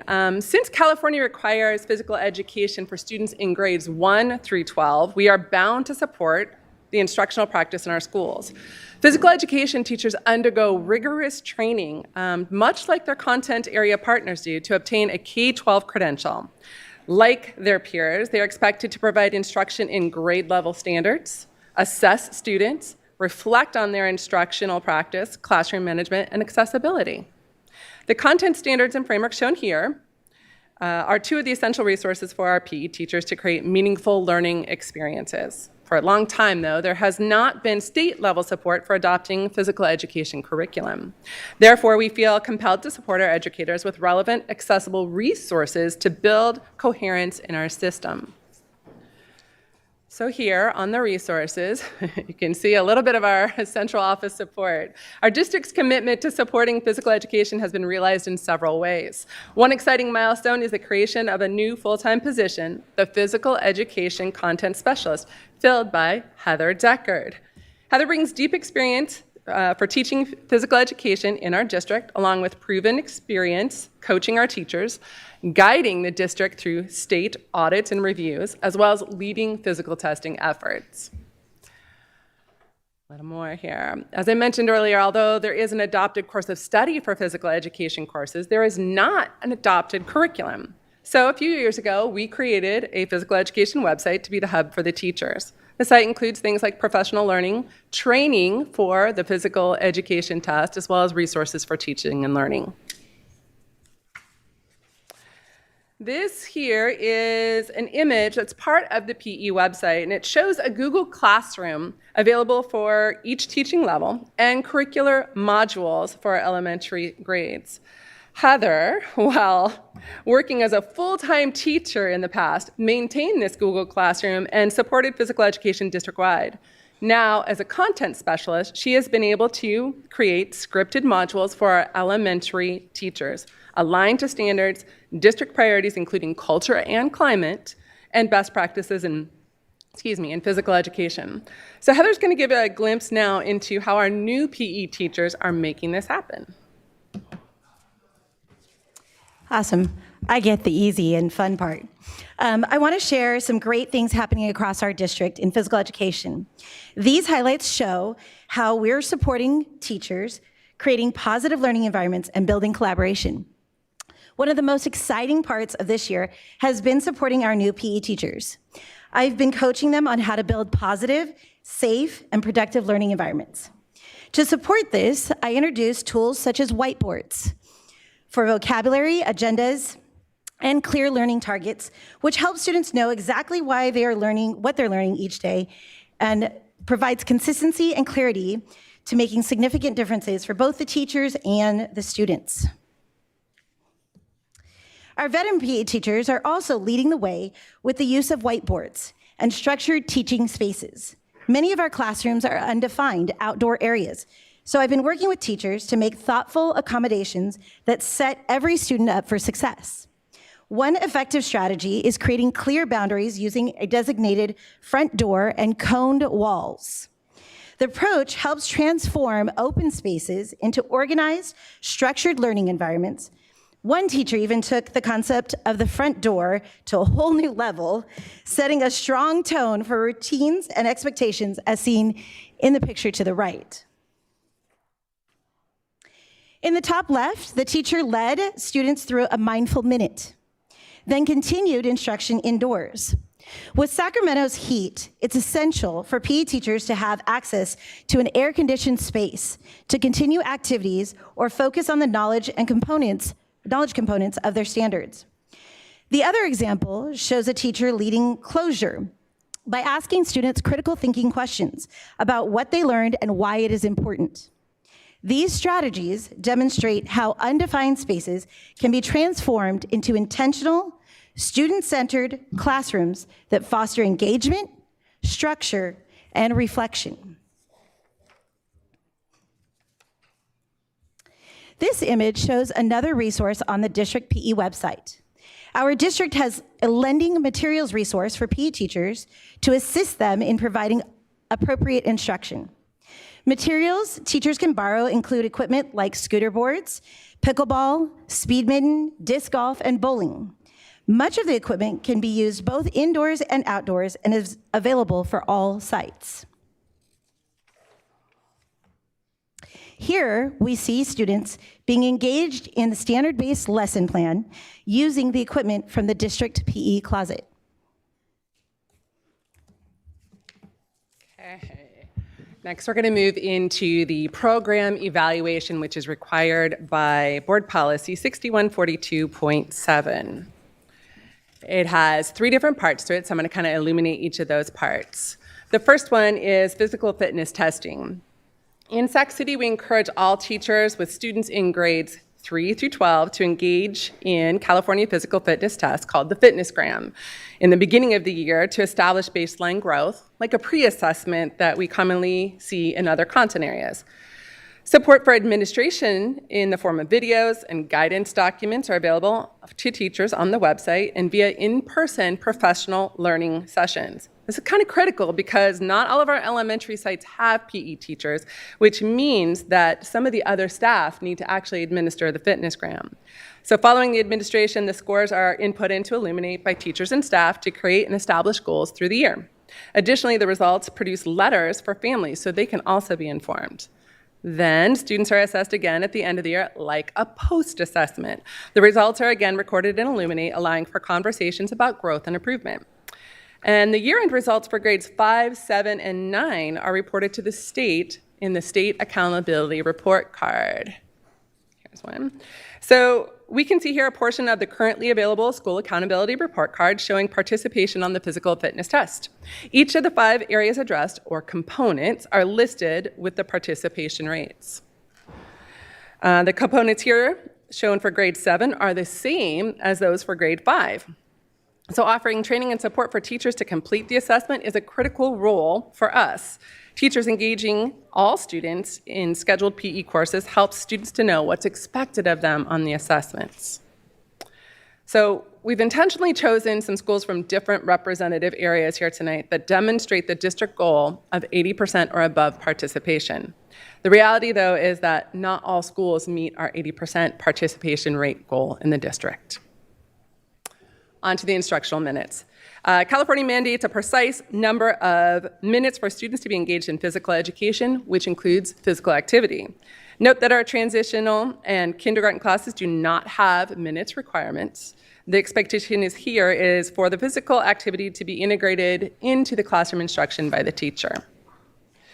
To support our elementary school sites with meeting the mandated minutes and report requirements, we've provided our site administrators with an instructional minutes report, which delineates the PE schedule at the site, and the monthly spot check, which is used to observe classroom teachers who are providing physical education to ensure that it's aligned to the physical education standards. They're big tasks for our elementary site administrators. So we provided a training for this again in July, continue to provide feedback on their submissions, and even do some side-by-side coaching. This is just an example of some of the forms that they actually get to fill out. For our secondary sites, they are required 400 minutes of physical education every 10 days. This means that 4/5 of the instructional time is for students engaging in standards-based physical activity. This also means that our PE teachers have to be tight with their planning and preparation to deliver instruction and spend time guiding and formatively assessing students. Because California expects students to be enrolled in physical education courses from grades 1 through 12, we monitor and support school sites to ensure that this is done. Okay, this part, the physical education, the revisions to the board policy and to the administrative regulations. So to resolve a 2022 federal program monitoring finding and to meet legal requirement, Sac City needs to revise and approve board policy 6142.7 to include required educational code language and citations. So going to finish up. What I have here are the pieces of the revisions to both the board policy, the administrative regulations. And although I'm not reading them, they're meant to be a guidance to you as you are fully or comprehensively reviewing the policy and the regulation revisions. With that, are you able, since we had 10 minutes of questions, are we able to go a minute more so we can finish up? Awesome. Thank you so much. Go back here. Another highlight this year is bringing our elementary PE teachers together for collaborative time. Providing this opportunity allows teachers to step out of isolation, share strategies, and build strong connections across the district. The feedback from teachers has been incredibly positive so far. To wrap up our physical education update, let's hear from a few teachers. Ali Khan Abasadi from Harkness expressed how he has taken an idea I gave him to turn his test into artwork in the cafeteria. John Perillo from Ethel I. Baker has adjusted his instruction due to support I've provided, and he is as well. His VP has noticed the positive impact he is making this year. So as you can see, together, we're making PE a positive, meaningful experience for every student. And I'm excited to keep building on this momentum. Thank you. Do you have any public comment? We do not. All right, board discussion. Member Benjamin. Thank you for all you do. Physical education is important, right? Movement is key for our kids. And I had the opportunity today to visit Oak Ridge Elementary School and look at how the blacktop is developed and how much thought went into, play structures and the physical education space, and it's really, really nice. I think, in our alignment and trying to create community schools, that's really important, right? When you connect that with the central kitchen plus the new builds of the school. We had the executive director from University of Pacific School in Dungoni Dentistry come up today to talk about oral health. So all of this connects, right? And I think that this is a key part, this physical education piece, and I like the way it's being built out and how everybody's coming together. And I want to thank you for all your work. Thank you. That's awesome. Thank you. Thank you. Thank you. Seeing Member Rhodes. I have a quick question. That's a quick question. I was like, I can probably email them this, but I have two things, I guess. One, I appreciate you looking at the policies. I know that our colleagues here have talked about how updating policy and making sure that we're on top of that. That's why we have a policy committee now to be looking, for us to look at that more in depth. So thank you for bringing the policy forward. And I just had another question that just popped in my head. I guess it's not specifically about this, but it is about physical education. I'm wondering how many students, and probably you guys can report back, but how many students that are in physical education now, how many students are failing or not doing well in physical education because of dress code and things like that? I would love to see that information because sometimes in my trusty area on my side of the city, the south side, sometimes students don't dress for a slew of reasons, right? But I'm interested in seeing, do we have a high number of students that are not participating in or not passing physical education due to dress requirements and possibly clothes. And so that was just another question I had that didn't really pertain here, but it is special education. If maybe you guys can get that information back to us so we can see just generally how people are taking the test and things like that, but also what are the impacts of other things that we have going on in special education towards students that often are in areas that are left on the margins of our general education. So thank you guys for the time. I know it was an off question, but it just popped in my head as you guys were Okay, talking. we'll get back to you on it for sure. Thank you, I appreciate that. Okay. Member Ibarra.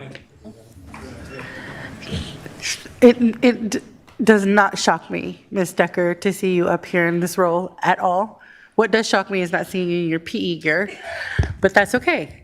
I had a question. So I know that when you were at Wilsey Wood, one of the things you had invited me to was the swing dance. I forgot what it was called, right? You remember that? Yeah. But my question was, I see all of the great things you're doing. Is that something you guys foresee, like expanding those kind of opportunities so that kids can explore being physically active, not necessarily in the PE setting? Because I saw how the kids lit up the little bit of time I was there and how they really were like in it.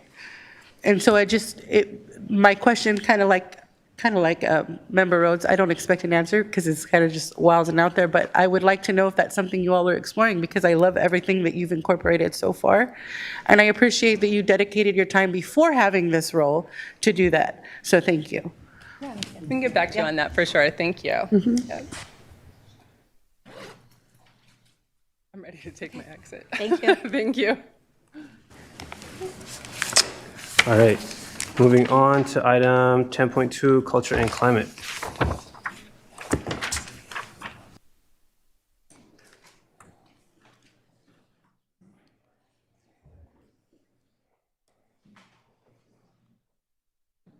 Danielle.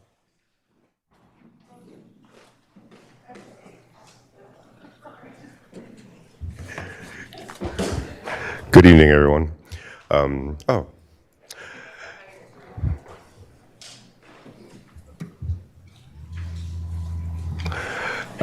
That threw me off there. My notes don't. No. Good evening, board members and Superintendent Allen. Tonight, I'll be sharing with you our most recent results from our September Student Voice Survey, and also informing you of strategies we are working as a system to respond to the feedback we got from the Student Voice Survey.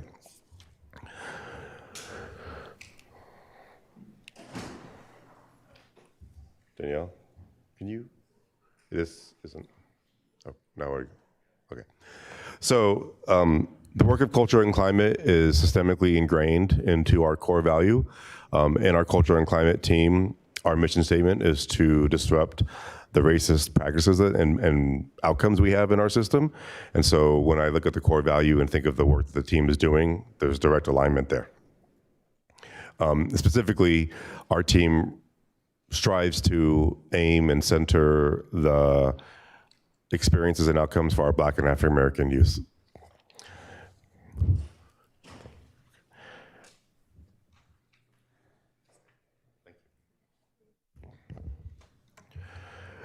So before we get any further, I want to remind us of the work that we did last year as a culture and climate team to roll out our culture and climate framework. As you recall last year when I came to the board and presented this information, we have our framework that's rooted in anti-bias, anti-racist, trauma-informed principles and practices to create and maintain safe belonging in the classroom that are culturally responsive. And so we still have these, they still exist on our website, and we push them out monthly to our educators.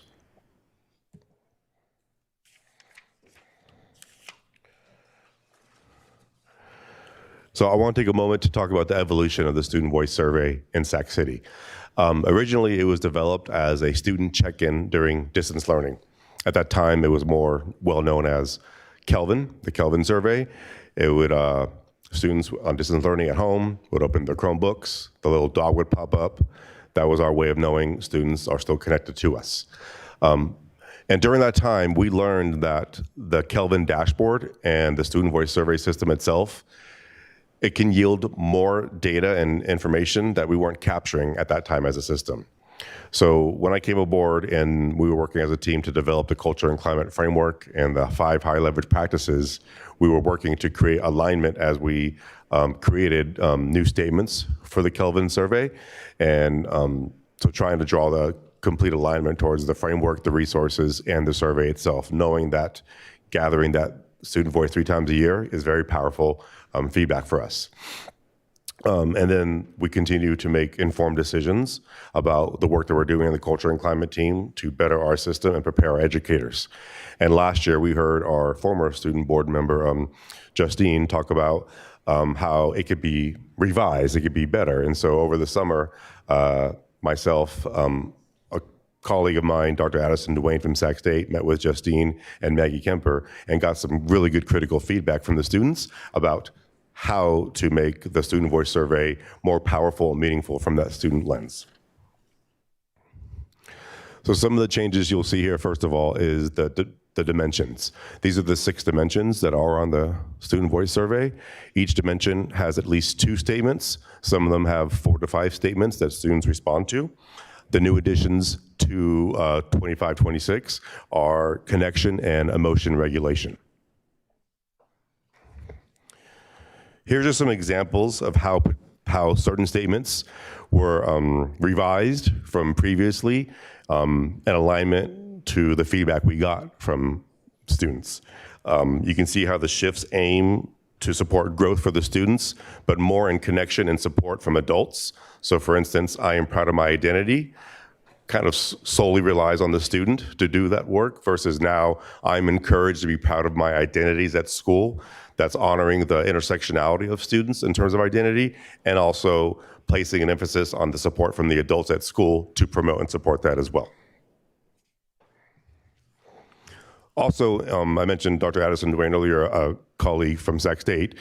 We worked with her to develop some deeper analysis from the survey feedback last year. So as you can see here, this is from last year's results. We have 5 high leverage practices in Sac City, and for 3rd through 12th grade, what we were able to identify is that students who report experiencing more trauma-informed practices were more likely to report a greater feeling of belonging. So that's very powerful evidence that we are clinging to and continuing to promote the effectiveness of the 5 high leverage practices when effectively and consistently implemented. Along those same lines, we have a specific statement for 7th through 12th graders. It reads as, at this school, adults take time to have honest, thoughtful conversations about race and racial inequities with us. That was strongly and positively related to students believing that adults at school care about them and adults help them learn from their mistakes. So translation, having those intentional conversations from adults to kids about race and racial inequities with students, it supports a greater sense of belonging on campus. So this is valuable feedback that we're continuing to dive into and to try to find those correlating pieces. And as you can see there in the slides, that it is a statistically significant correlation. So before we get into some of the heat maps of some data trends from this past September, this is a preview of what you're going to see. And so the favorability scale, it reads as orange is not favorable, dark blue is highly favorable, with gray always being in the middle. You can see at the top where the red arrows are, how the numbers represent the total number of students who participated for a band and the percentage of students for that subgroup. And keep in mind that we survey our 3rd through 12th graders. So as we're looking at this data, that's what we're seeing. So this is the first heat map that we have on the Kelvin dashboard. This is 3rd through 6th grade. The dimensions are on the left. Again, those 6 dimensions you saw earlier. And this is broken down by student groups of race. To help you align you with what we see here, we have 33 American Indian students that took this survey. And for them, safety was their lowest scoring dimension with a favorability scale of 62. And for Black African American youth in 3rd through 6th grade, belonging was the second highest scoring dimension with a favorability scale of 81. So that's some ways to help guide you in how to read this. I'm now going to proceed through some more heat maps, pausing so you can kind of scan and see, and I may uplift some things as we're looking at those. This is still 3rd through 6th grade, sticking with the dimensions, but now by grade level.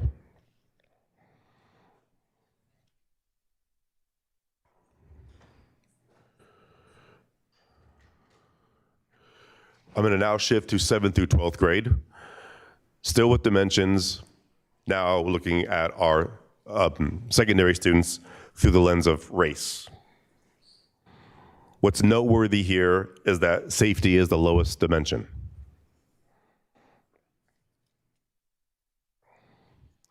And then 7th through 12th grade dimensions by grade level. Again, safety being the lowest, and that was not a trend we saw last year for our secondary students.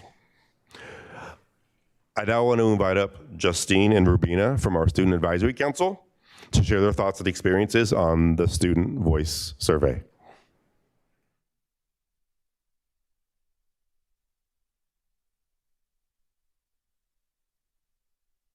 Hello, my name is Rubina Yarzada, and I'm a senior at the School of Engineering and Sciences. The Kelvin Survey is something that students at my school are required to take multiple times a year and ask questions such as how safe or represented we feel at our schools. However, each time we take the survey, it feels as if nothing has changed since the last time we've taken it, and the survey loses its purpose. I do think that the survey receives a lot of helpful feedback and information from schools across the district, which reflects the data of those schools. This is why I believe that change should be implemented based on student responses. Survey responses should be analyzed and student voice should be heard, and this will in turn increase the safety and inclusivity in our schools as well as improving our school environments. Thank you. Hi, my name is Justine Chu Griffith. I'm a senior at West Campus High School. Just adding on to what Rubina said, I think that survey fatigue is a really big issue facing our students. A lot of times it feels like we take the Kelvin survey and it doesn't go anywhere and nothing happens. And I don't think that's necessarily a flaw with the survey, but more in the way that the survey is being administered, because these numbers are recorded and it kind of feels like they go nowhere and they're not actually being used to inform change. I know for me, a really impactful experience I had with the Kelvin survey was sophomore year. I was able to review the data from my school site with my school's equity team, and we were able to actually implement changes and recommendations based on what we saw in the survey and what students actually felt on different aspects. And I think if more site administration and staff took the time to really sit down with students and families and discuss the trends and how those trends can be kind of change, that would be impactful. But I also think it's applicable to your guys' roles as school board members.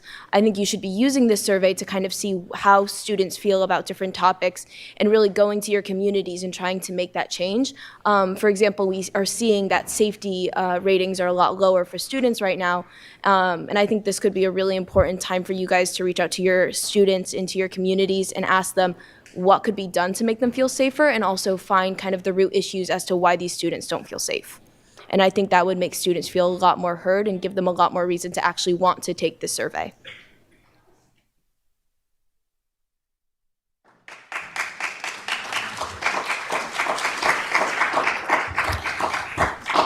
Sorry, I know the timer went off. Give me some grace and I'll wrap it up very quickly. So now strategies, what we're doing as a system to respond as central office and supporting educators. We still have our trauma-informed high leverage practices, predictability, safety, recognition of emotions, emotional regulation, and gratitude. This year we added a new resource that draws connections to our framework, that are lessons in our framework that support each of the dimensions. And so that's another resource that I'm proud of the Culture and Climate team that created to help then enhance the teaching of what's on this Student Voice Survey. We still have our Culture and Climate Monthly resources, as you can see there, and if you recall, curated lessons that could be utilized, very teacher-friendly and adult learning as well. And the last one that's highlighted there is a practical application guide. What we heard from science teachers, math teachers is, how do I teach this in this content area? Now we've given them some ideas on how to promote the thinking and the conversations in the classroom that support the essence of the Culture and Climate framework. Just yesterday, we sent out a slide deck that we felt was timely given the social political context of what's happening in our society and for our youth, and providing, again, resources for adults to be able to maintain and create safe spaces for kids to be able to engage in conversations, come to school and feel like there's a sense of belonging. Had a principal meeting yesterday, and I want to uplift the youth. They were there yesterday and spoke to 80 principals and expressed the same sentiment about the power of the survey when and if action is taken by adults to show that we heard you, we see you, and this is what we're doing directly related to the survey. And we are continuing to engage and work around implementing a restorative practices framework across our system. And thus far, we have some sessions for teachers to opt in and take and learn from our Culture and Climate team about some foundational pieces of restorative practices. The last piece is, and I always, when I'm with you, similar to the students, have a call to action for you all.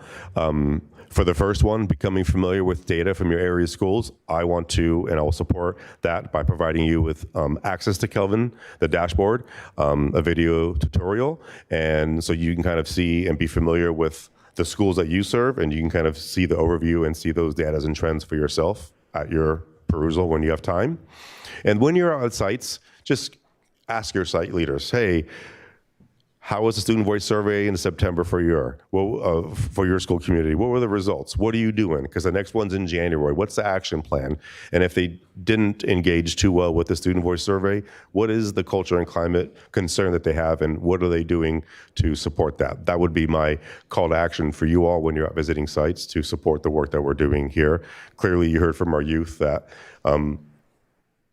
even though that they may have concerns around the survey itself, they will do it, and they want to see action taken from the adults. So that's all I have for you tonight, and we're ready for any Q&A if that's there. Thank you very much. Do we have any public comment? We do not. All right, how about board discussion? Member Ibarra. How exciting. And I appreciate hearing directly from our students this evening, and I'm going to apply what you guys are sharing this evening. But really, I would like to sit down with you at some point and digest some of this more in detail, because this is very, very, it's got my attention, especially kind of where we're at, right, with all of the changes coming in the district. And it doesn't surprise me that Ms. Swain was a part of that conversation. She's the reason my fifth grader put me on timeout and told me I was dysregulated. So anyways. Yeah. So, whatever we got to do to follow up, I'd like to continue the conversation. Yeah, I would look forward to that. Thank you for the work. Yeah, thank you. Anybody else? All right, I have a few things I'd like to comment on. First off, my nerdy teacher heart is just in love with improving the survey questions.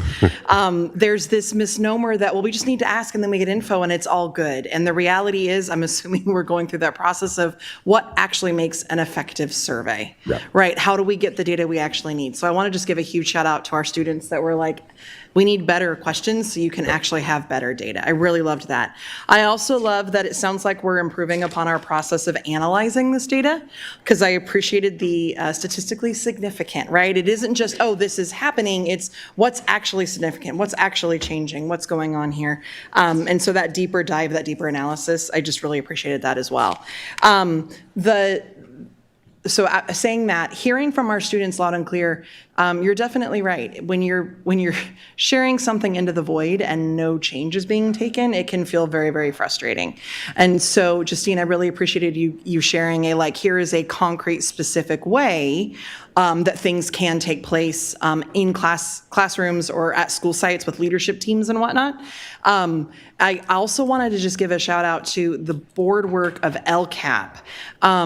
Mr. O'Leary, can you share a little bit more about the culture and climate work, like what's happening in LCAP in that space as well? Because that is huge impact on our school district. Yeah, so I believe, I don't know the correct terminology, so forgive me, Dr. Eldridge, but Goal 3, LCAP, is around safety and well-being, in particular for our families. And so we look at the spring LCAP survey and then also incorporate the student voice survey in terms of how our students are feeling in terms of connectedness. So that is very important. And I'm appreciative of the fact that we serve in a district where one of our goals in our LCAP is about just belonging and safety and connectedness for our students and our families. Yes, I want to give a huge shout out to this. It is incredibly rare. I don't know how many LCAPs everyone goes and reads because, in all our free time, but it's incredibly rare to actually have an entire goal based on this and to have the extensive survey and data analysis that's happening. Like the work we're doing here really is groundbreaking and so important because all educational research has shown that if students do not feel safe, they cannot learn. Like that is a core reality of successful education.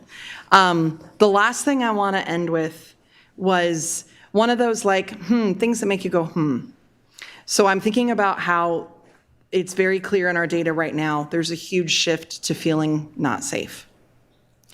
And the reality is in education, whatever's happening in our nation starts in our classrooms. We experience and feel and take on anything that's happening in our world. And it does not surprise me that our students do not feel safe in the world that we are currently in. So I want to give a shout out to all of our educators that are working so hard to love on our kids and to be there for our kids and are at their own breaking points in the middle of this world. And a shout out to our students who are just asking for a better world from us adults and going, we're all in this together. We're all in it. And thank you for advocating for student voice, and adults, thank you for responding. And any teacher who takes it on themselves to step up and do one more thing, any classified folk, any admin folk that say, I need to get better at safety, so I'm gonna take advantage of these resources, generally without the extra time that we have anyway to do that, but realizing its priorities. Just so much gratitude and thank you to our employees who know that this is important. And thank you to all of the team that's worked so hard these last years to get those resources in our hands. Again, groundbreaking. Like these are things that are not common. So huge shout out to all of the work and healing and peace and comfort to everybody right now. And I think, thank you. Thank you all. Was that it? Okay, thank you. Thank you. You did? Okay. All right, what's next? 10.3, I believe? Yes. Excellent. Overview of unauthorized contract process, something the board asked for last week. So thank you all for putting it together in 2 weeks for us. We appreciate the work. Absolutely. Okay, here we go. Good evening, Vice President Jean, President Singh, Superintendent Allen, members of the board and community.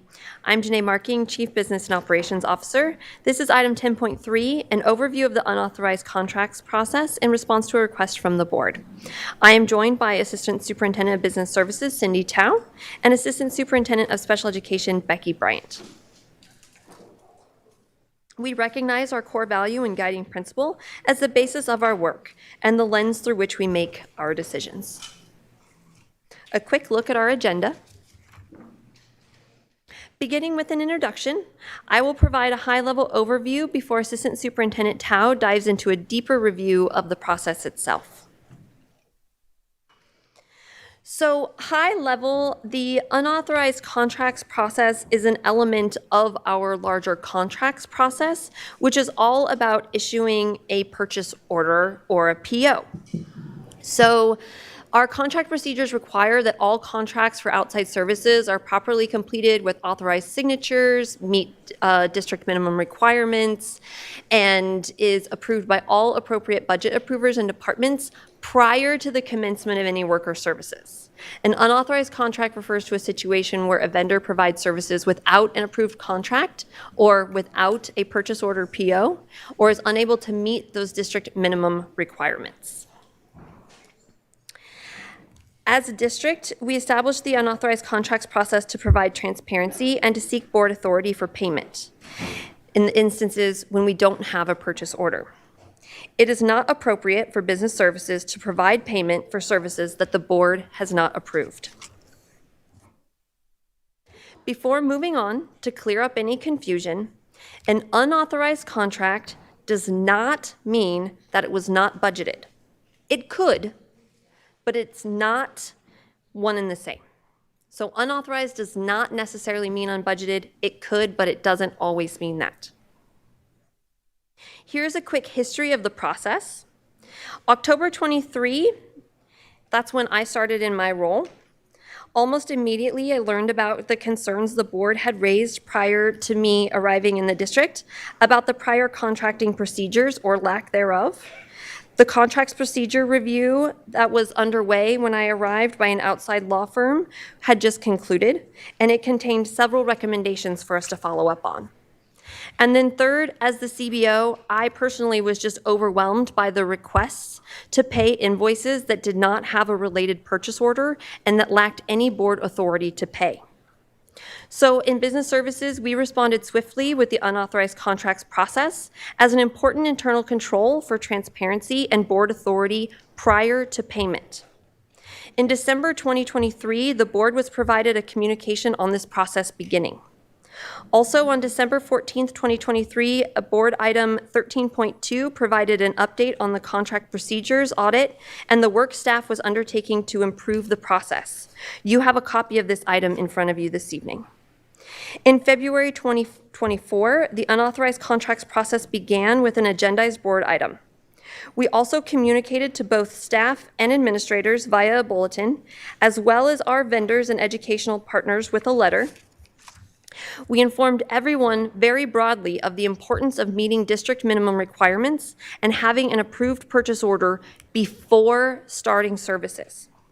At that time, there were several vendors trying to chase down payments owed for services rendered, but accounting was stuck, unable to provide a payment because there wasn't board authorization to do so, which is provided when the contracts and purchase order report appears on the consent agenda. Further, in the bulletin provided to staff in October 2024 regarding Board Policy 3400, appropriate contract procedures, including the unauthorized contracts process, was included as an explanation again. If you're not familiar with the Board Policy 3400 memo bulletin, that's because we wrapped it up in a succinct but memorable title of The Great Reset. The board received a copy of that bulletin. And now we are here at your request to provide more information on this process. And so finally for me, before I turn it over, this is not an exhaustive list, but it's some examples of reasons for unauthorized contracts that we've received in the business department. These are actual statements. The process itself is designed for staff to identify the issue, to understand why it is an issue, and then to create a plan to not repeat it, although we have to rectify the problem that's in front of us. We as a group are not here to edit or pick apart these statements, but I just want to run through them quickly as examples. The first one is failure to have an agreement with our labor partners prior to the start of services. And I'm going to invite Ms. Ann Collins, legal counsel, to speak just a moment to that. Thank you, Chief Marking. Board, when it's necessary to contract with an outside provider or an individual to provide services that are customarily provided by district employees, the district is required to provide notice to and bargain with its labor partners prior to contracting out for those services. So by way of example, the current collective bargaining agreement with SCTA has Article 19.3 that provides that the district will not contract out SCTA bargaining unit work without prior notice to and the written agreement of SCTA. And in the event of an emergency, an agreement to subcontract will not be unreasonably denied. In this provision, emergency is defined as a circumstance where the district has posted a position for a reasonable period of time to perform legally mandated services to students, but has not been able to fill the position. This provision memorializes the legal obligation of the district with regards to contracting out and the district and SCTA's longstanding agreement on contracting out bargaining unit work. So in some instances, the time to perform these legally and contractual prerequisites to contracting out creates a gap between the initiation of the needed services and the board's approval of the contract. Thank you so much, Ms. Collins. So that's an example of where we don't have all of our ducks in a row. We have to engage our labor partners prior to service. If the service is provided prior to that, we're out of sync. That leads to an unauthorized contracts process. And that's the spirit of this, is we have a process for following through and ensuring that all the checks and balances are in place prior to service. But if service happens prior to that process occurring, we land here in our unauthorized contracts process. Other examples you see listed here, vendor insurance compliance. We worked through a lot of questions around that as well. It's incredibly important, and this is in line with Board Policy 3530, that our vendors meet our minimum insurance requirements, and it's different depending upon the situation and what the work is.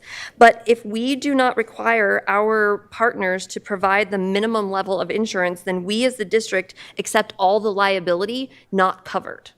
So that's why it's really, really important that we, as part of the checks and balances, that we ensure minimum insurance is in place. You see here also an example that just a fully executed contract was not in place prior to service, and an acknowledgement of that and a realization that that does need to occur. And then the final example is just a clear statement of a misunderstanding, right? The site operated under the understanding that the vendor had already been in an existing purchase order, and then after services had been provided, they found out that that was not true. And so now I welcome Assistant Superintendent Cindy Tao to review the process for unauthorized contracts with you. This will include what we have learned since implementing the process and the improvements staff are working on. She will then introduce Assistant Superintendent Becky Bryant, and then I will return to wrap us up. Thank you, Chief Marking. Good evening, President Singh, members of the board, and Superintendent Allen. I am Cindy Tao, Assistant Superintendent of Business Services. Tonight, I will present the overview of the unauthorized contract process. As Chief Marking mentioned earlier, unauthorized contracts occur when a commitment is made outside of the approved district process. Here are some few examples. These situations not only bypass the board's authority, but they also put the district at legal and financial risk. Our goal is to make sure every agreement goes through a clear, transparent approval process that protects our students, staff, and the district. Before diving into the process of unauthorized contracts, this slide shows our standard district contract process. This slide illustrates a step-by-step outline that ensures every agreement is properly reviewed, authorized, and compliant with board policy.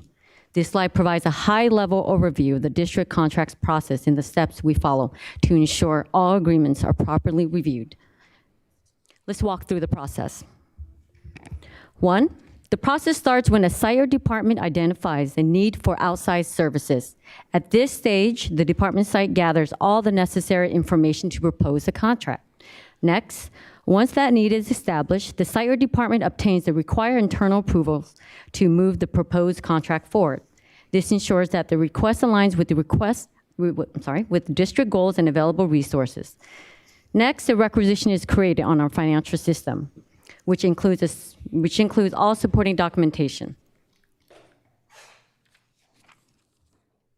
The requisition is then reviewed by the necessary departments, which includes budget, respective department management, risk management, contracts, and purchasing, just to ensure funding compliance and alignment with policy. After the review, an agreement is drafted by the contracts department. The agreement then goes through a second review to confirm that all terms, conditions, legal, and insurance requirements are met. Next, the contracts proceed the board for approval as a consent item. Once the contract is approved, a purchase order is issued so the services can begin. The steps ensures everything is properly authorized, transparent, and follows board policy. After the work is completed and verified, invoices are processed for payment. Our goal with this process is to protect the district, our staff, and our partners while ensuring that every dollar spent is properly reviewed, approved, and supports our students and schools. Each step in this process is critical. It provides transparency, maintains accountability, and ensures our district remains in full compliance with state and local regulations. However, if the contract process isn't followed, we have a corrective process to make sure there's accountability. And that process is our unauthorized contract process.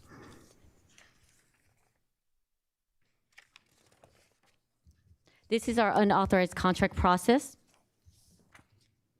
It outlines the step we take with an agreement is made when the process is outside the process, which referred to as unauthorized contract. Let's walk through the process together. It begins with the site or department that submit an agreement that was entered into an agreement without prior approval. At that point, the department completes an unauthorized contract form to document the circumstances and explain why the standard process was bypassed. From there, the necessary approvals are gathered, which includes signatures from sites department leaders, executive leaders, and the chief overseeing that area, as well as ensuring that there's requisition in the system for the contract. As mentioned earlier, a requisition will encumber the funds from the respective department's budget. Once those site and department's approvals are in place, the contracts department reviews the documentation for accuracy and records the information for audit and compliance tracking. The unauthorized contract form, along with all supporting document, is then presented to the board for review and approval as part of the consent agenda. Once approved, the purchasing department finalizes the requisition and issue a PO to the vendor. At that point, the county can process the invoice for services that have already been rendered. This process ensures that even if a step was missed along the way, we still maintain oversight, proper documentation, and accountability. Our goal is to strengthen communication and training to our sites and departments so that every agreement follows the correct process from the start to the middle to the end. As part of our ongoing efforts to strengthen our internal controls, we also made significant progress in improving how we manage and track the district unauthorized contracts. This slide highlights the evolution of the unauthorized contract process. I'll quickly provide an overview. Before October 2023, before Chief Marking was here, the process wasn't clear or consistent. We didn't even technically have a process. There wasn't a standard way to track, follow up, and it was really, really difficult to track and being able to operate. Then in February 2024, we rolled out a paper-based process. It was a step in the right direction. It gave us some sort of structure, but it was still manual. Everything was done by hand. Forms were printed, signed, scanned, and sometimes misplaced. It slowed down everything, and it made it almost impossible to track where a contract was in the process. By September 2024, we upgraded to an Excel tracker. Still manual, but adequately allows us to see what was coming in and improve coordination across departments and sites.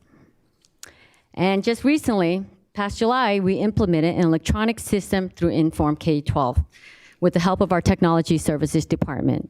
Inform K-12 is an electronic system we use to manage all forms and approvals. In the past, everything was just snail mail, paper-based, slow, hard to track, and just lacking accountability. Now, every step is digital and time-stamped, so we can clearly see who reviewed and approved each item. It brought real transparency and accountability across the district. And when mistakes happen, we can see exactly where the issue occurred, correct it quickly, and focus on improving the process rather than placing blame. This change has made a major step forward. We've gone from slow manual process to a modern system that gives us real-time oversight and accountability across the district. Now, we talked about accountability and process improvements. I want to shift to one of the most important financial responsibilities we have each year, year-end closing. Year-end closing is one of the most critical financial activities for any organization and for our district. It plays a key role in maintaining fiscal integrity and accountability. It ensures that every expenditure, invoice, and accrual is recorded accurately and in the correct fiscal year. As you can see to the right, this is the 24-25 year-end closing bulletin that was shared to all schools, departments, and staff. This bulletin was not just sent out in March 6, 2025. I made it very clear to send it out multiple times for a few months, and to be specifically, it was bi-weekly.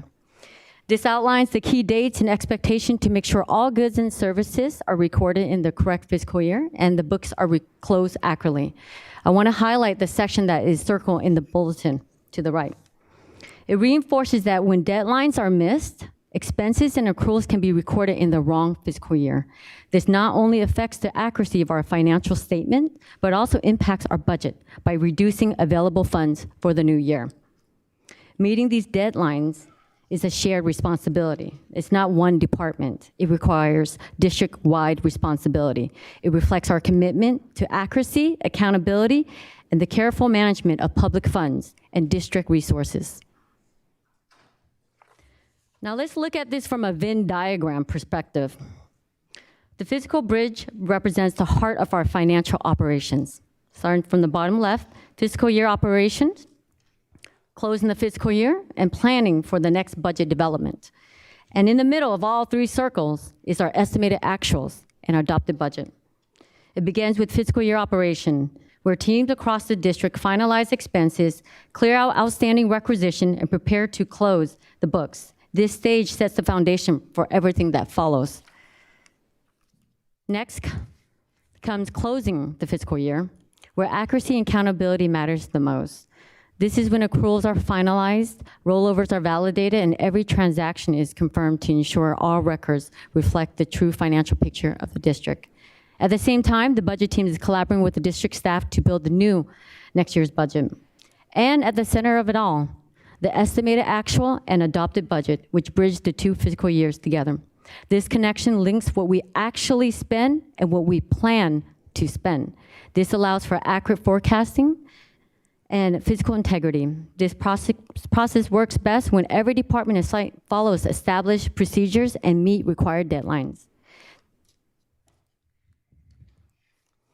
As I close my portion of the presentation, I want to emphasize that strong fiscal oversight is truly a shared responsibility. It takes coordination, communication, and accountability across every department and site to keep our operation running smoothly. Departments and sites should plan proactively and set clear expectations and meet established timelines. Keeping the board informed at key points supports transparency and keep decisions moving forward efficiently. Early engagement and timely approvals protect the district financial health, and by fostering a culture of compliance and accountability, we continue to strengthen trust and integrity across our entire district. With that, I will turn it over to our Assistant Superintendent of Special Education, who will share the next portion of tonight's presentation focused on her department updates and priorities.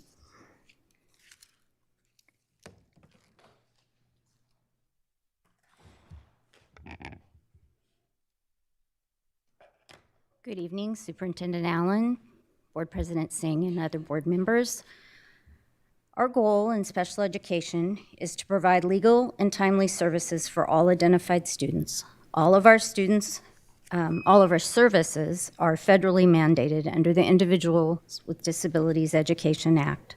This law requires us to provide services without undue delay. We will illustrate the steps we take to provide the services in IEPs, or Individualized Education Programs, without delay and the steps to do so. And this is how it is related to the unauthorized contract process. There are three parts in this process to provide legal and timely services to students. First, there's the student, who we assess and we identify and we determine needs.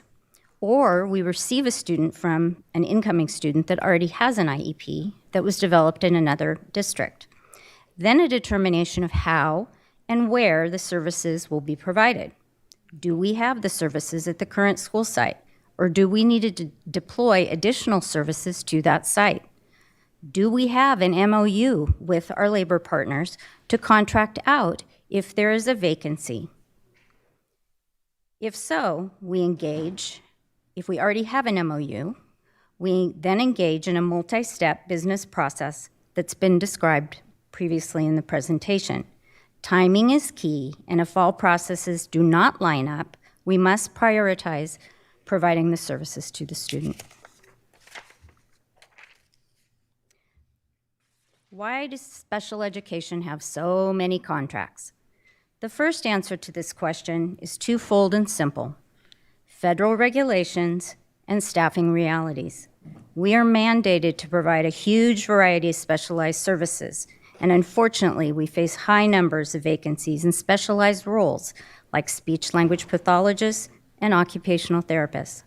Contracting out is a necessary, immediate solution to fill critical gaps while we engage in recruiting and training new staff.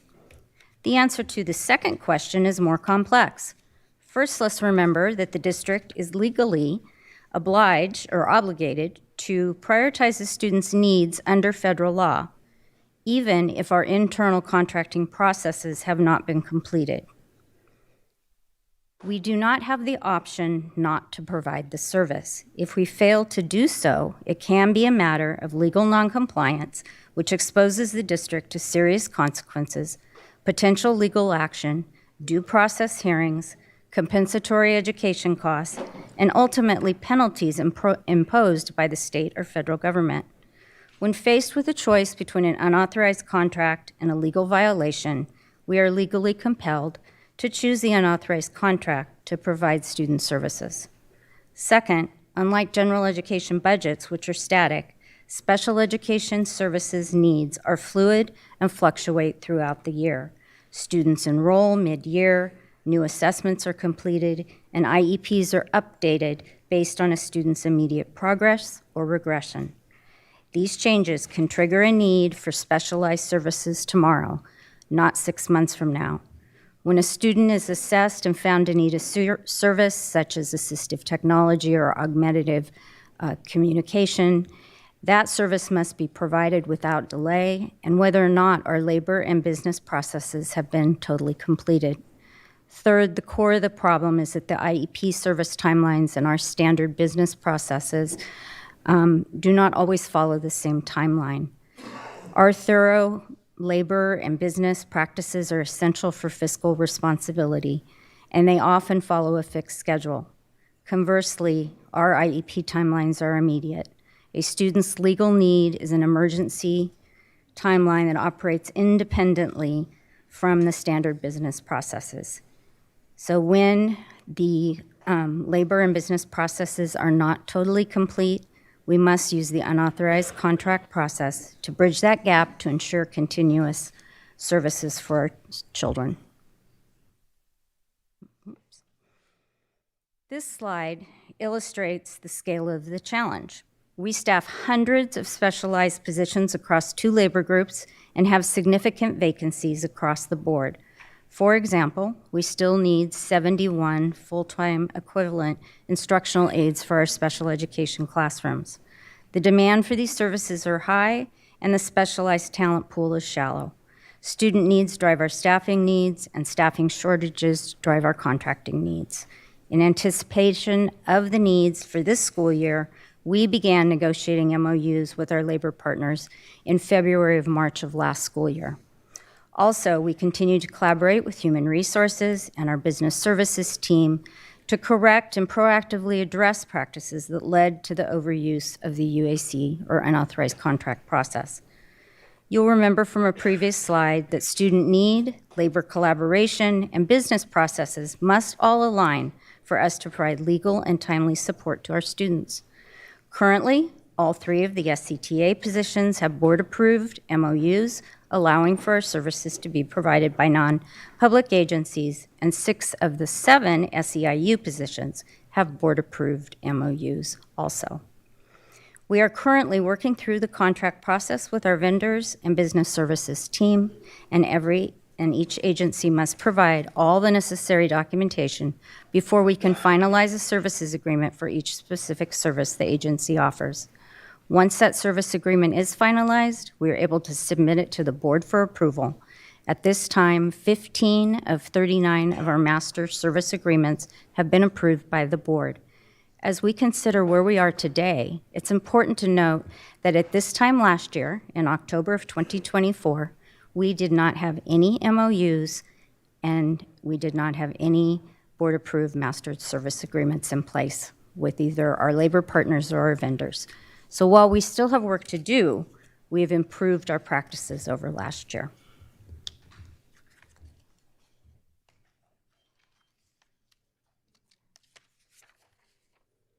So let's put this in context of a student and an example. This is a not a for real student, it's anonymous.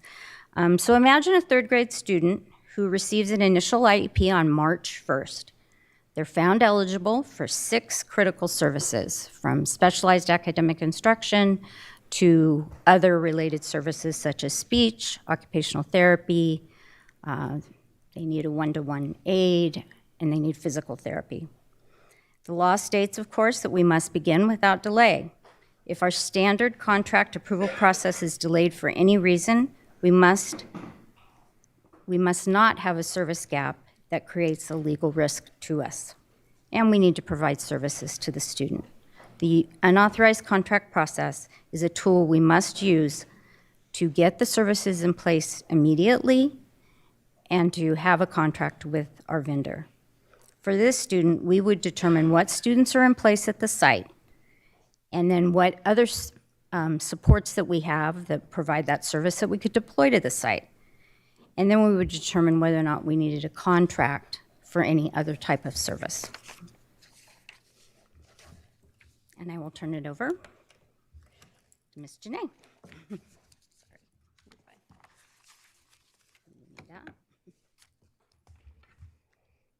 Thank you so much to Assistant Superintendent Cindy Tao and Becky Bryant. Okay, final thoughts.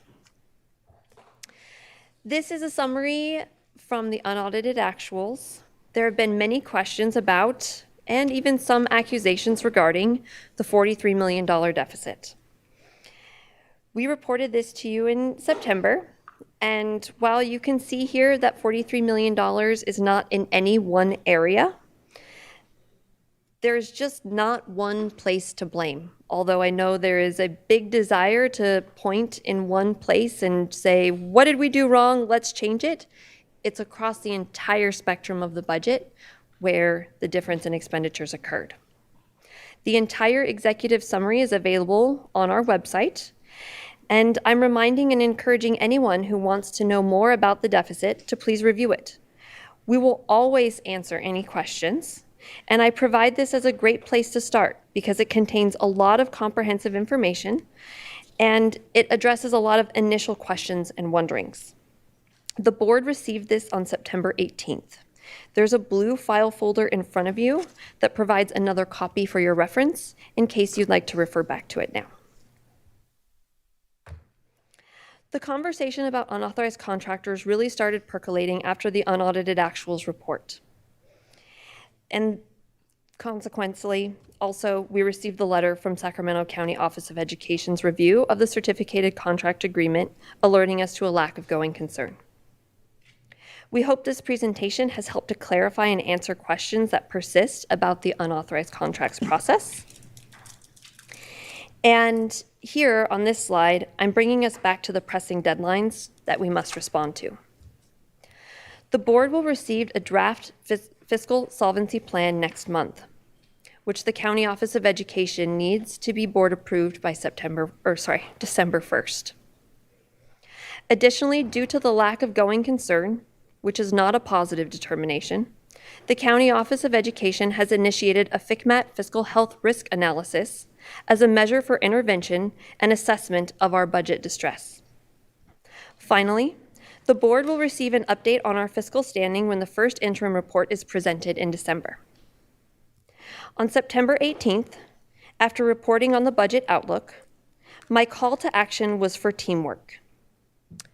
Good old-fashioned teamwork. For Sac City to reflect, to look inward, and to ask ourselves what we can do and what we can do without for the rest of the year on behalf of the greater good. Since then, that time in September, there have been many conversations about what someone else can do, which is helpful, question mark? But my recommendation is for everyone to look in their own backyard, not to point out undesirables over their neighbor's fence. I remain optimistic that Team Sac City will pull together and to do what needs to be done. But the conversation about the fiscal solvency plan will be difficult. However, education code is clear. If we are not able to resolve this ourselves, which is by far the best outcome, but if we can't, someone will be assigned to make the decisions for us. As a district, we must decide what priorities from the past will sunset to create and maintain affordability of the priorities that are set by the board today. This is our last slide for this evening. I know that we've gone over time, but we felt and we heard loud and clear that the board wanted a comprehensive review of not only the unauthorized contracts process, but also special education and their need for having to use it in order to be able to provide timely services for students. Board, you have indicated you would like to discuss the unauthorized contracts process further, the controls that already exist, and consider directing additional controls to be put in place. We are here for it. Cindy and I review internal controls regularly, and we'll have a conversation about them before we even have breakfast. It's not a problem. If we can enhance the process, absolutely. We are here to listen, to take direction, and to implement going forward. Thank you so very much for the opportunity to provide this information. Thank you to my co-presenters, Ms. Tao and Ms. Bryant.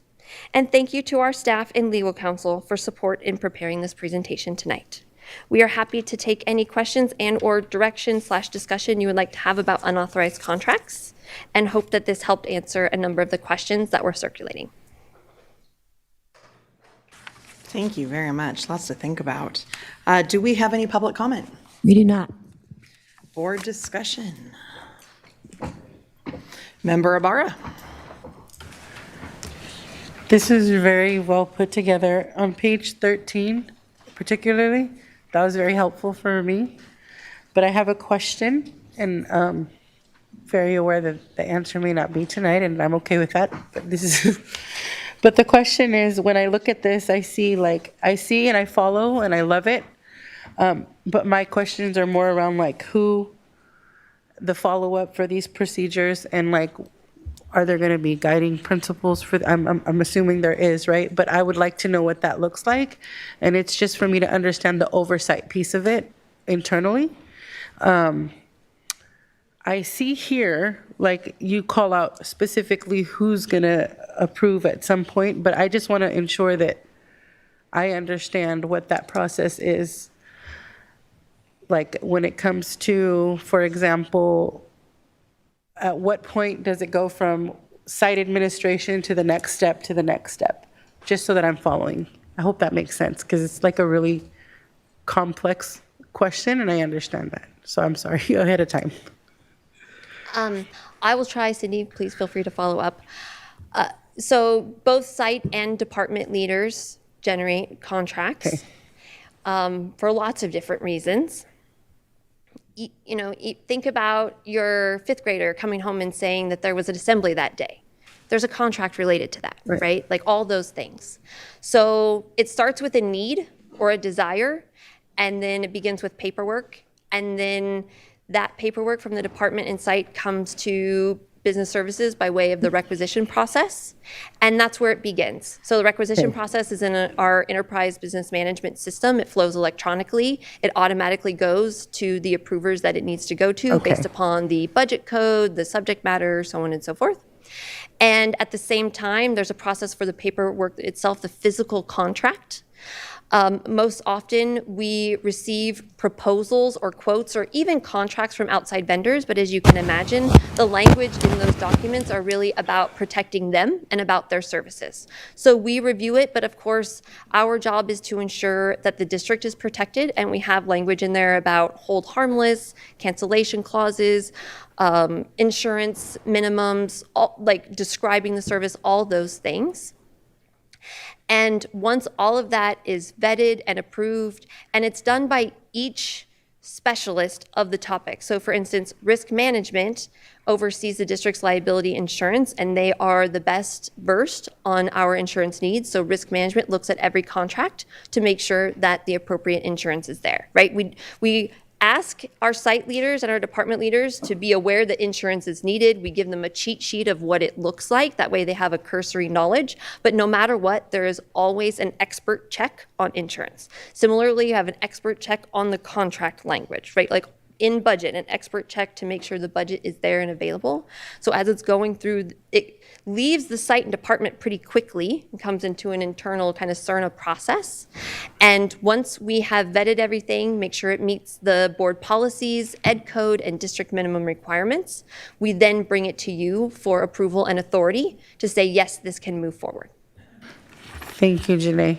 My thoughts were more around like the accountability piece. So like, let's say you go through this process and now we have to hold somebody accountable because it fell through the cracks, right? So what I'm trying to understand is the process in that. Like, I just want to ensure that it's not going to be a process where the person at the site level is feeling all of the pressure when it comes to accountability. So my thought process is more like, it sounds like, based off of what you said, that because we have the electronic system now, it'll catch most of that, and so it'll be more of a, like, team, let's look at this together as a team versus, like, who do we point the finger at? And that's kind of where I'm getting at. Yeah, and so that's, as Assistant Superintendent Howe explained here on the unauthorized contracts process, and I think what you're pointing to is, it is designed for there to be an awareness of what step was missed. The form itself asks, what was the problem? What was missed?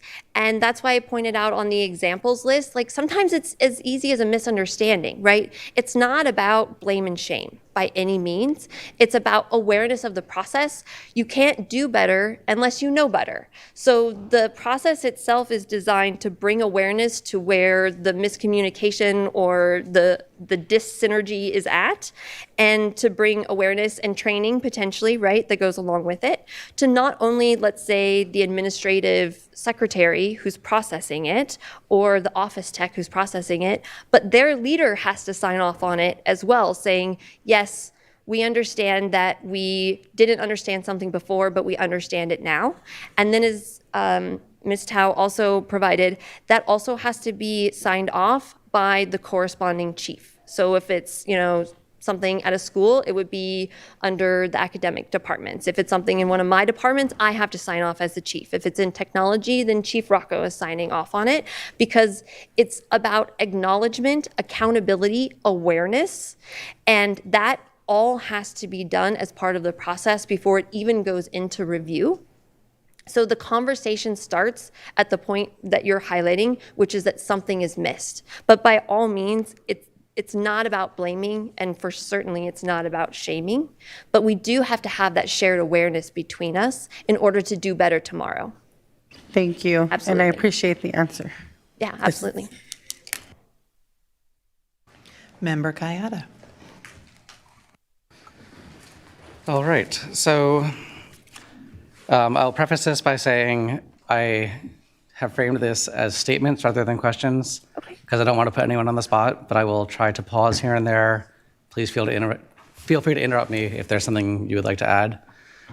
So that's an invitation, but again, not an expectation that you'll have answers tonight.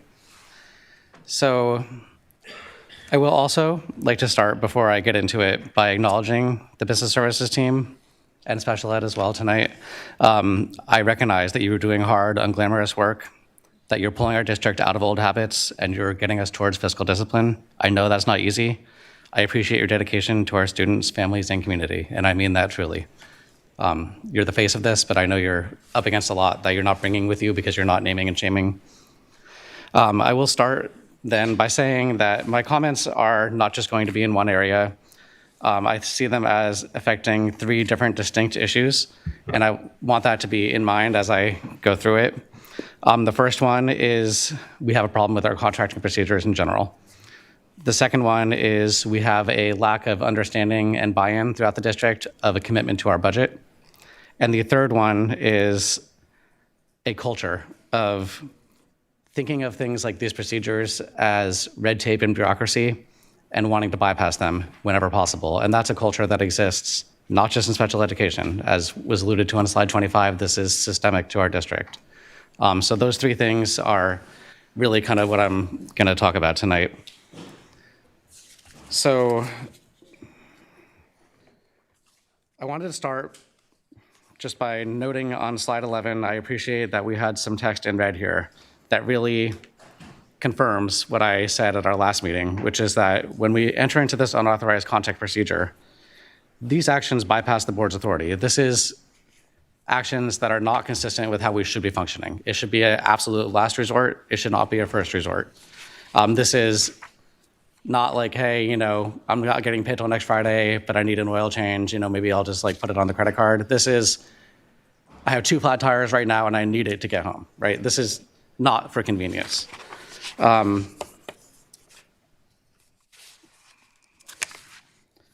slide 14, I think part of, and this goes back now 3 years, this is one of the first things that I started talking about when I came on the board.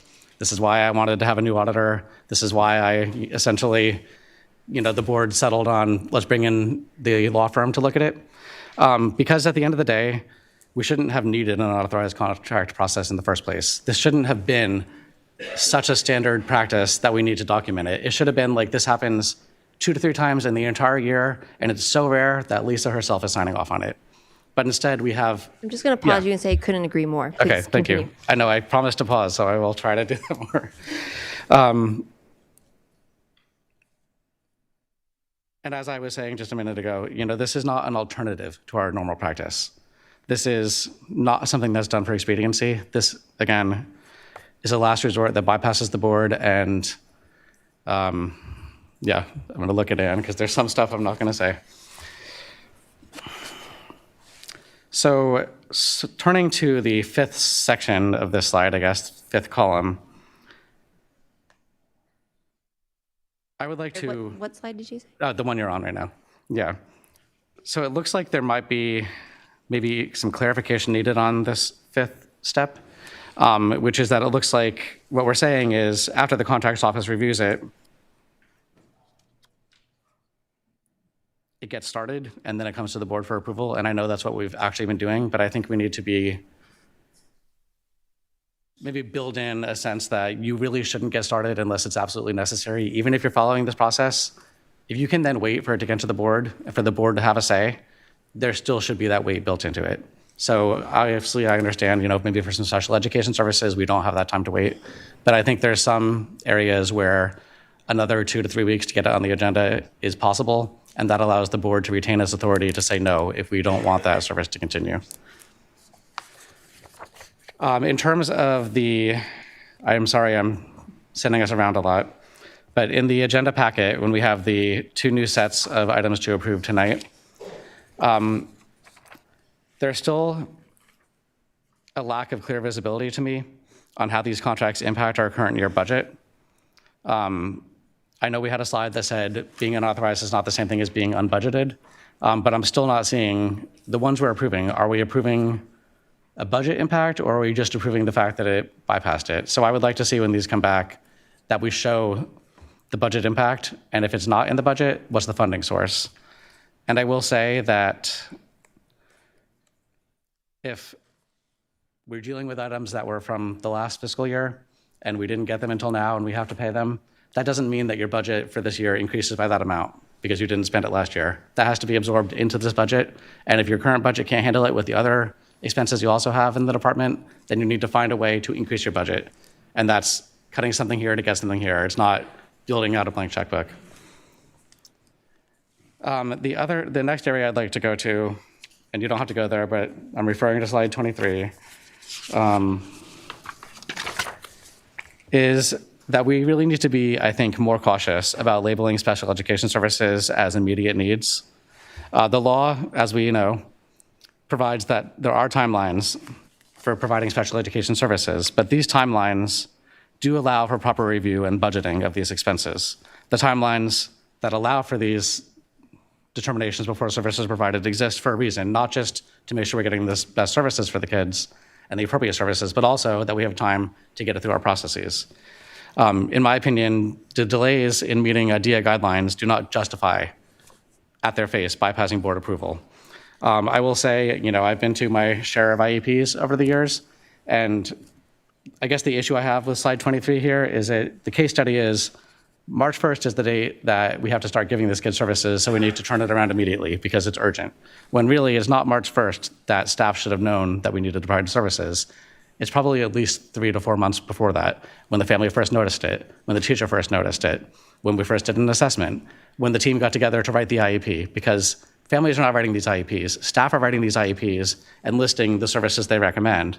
Of course, the IEP services are not described until the family signs off, and yet if staff wrote it 3 weeks before the IEP meeting, they can get the ball rolling for the assumption that the family is going to sign off. And my experience also will serve me, and I'm sure others can agree. If the family wants more services than the district team was willing to offer at the time of the IEP meeting, the district is never approving those on the spot. I mean, I won't say never, but probably close to never. What they're saying is we need to go back and check, and we'll reconvene a subsequent IEP meeting. That's more time for us to start this. So I think that's my big issue, is we're not starting to prepare for what we need to spend until it's already out, the horse is out the gate, right? Turning now to another area, I just wanted to really briefly, and this is kind of relevant to some of the comments we had earlier tonight by our SEIU partners, I want to reiterate my stance on contracting, which is that employees and not outside contractors should be providing services to our students. We need to move faster in bringing the services in-house and filling vacancies, and we should look at all options to do that. Finally, my broad comments are that IEPs don't just happen to us. The staff write them. We need to provide the FAPE, but we can do it in a way that allow us to control the costs, and as I mentioned at our last meeting, often provide better services. I think looking at the number of aide vacancies we have in particular and paraprofessionals, I think there's almost a culture of that's the solution for everyone who has a behavioral problem, is they need an aide. That's the kind of stuff we need to turn around. It's not, this is FAPE and we have to do it. I don't believe that that's an accurate statement in all cases. I think FAPE needs to be discussed in more detail.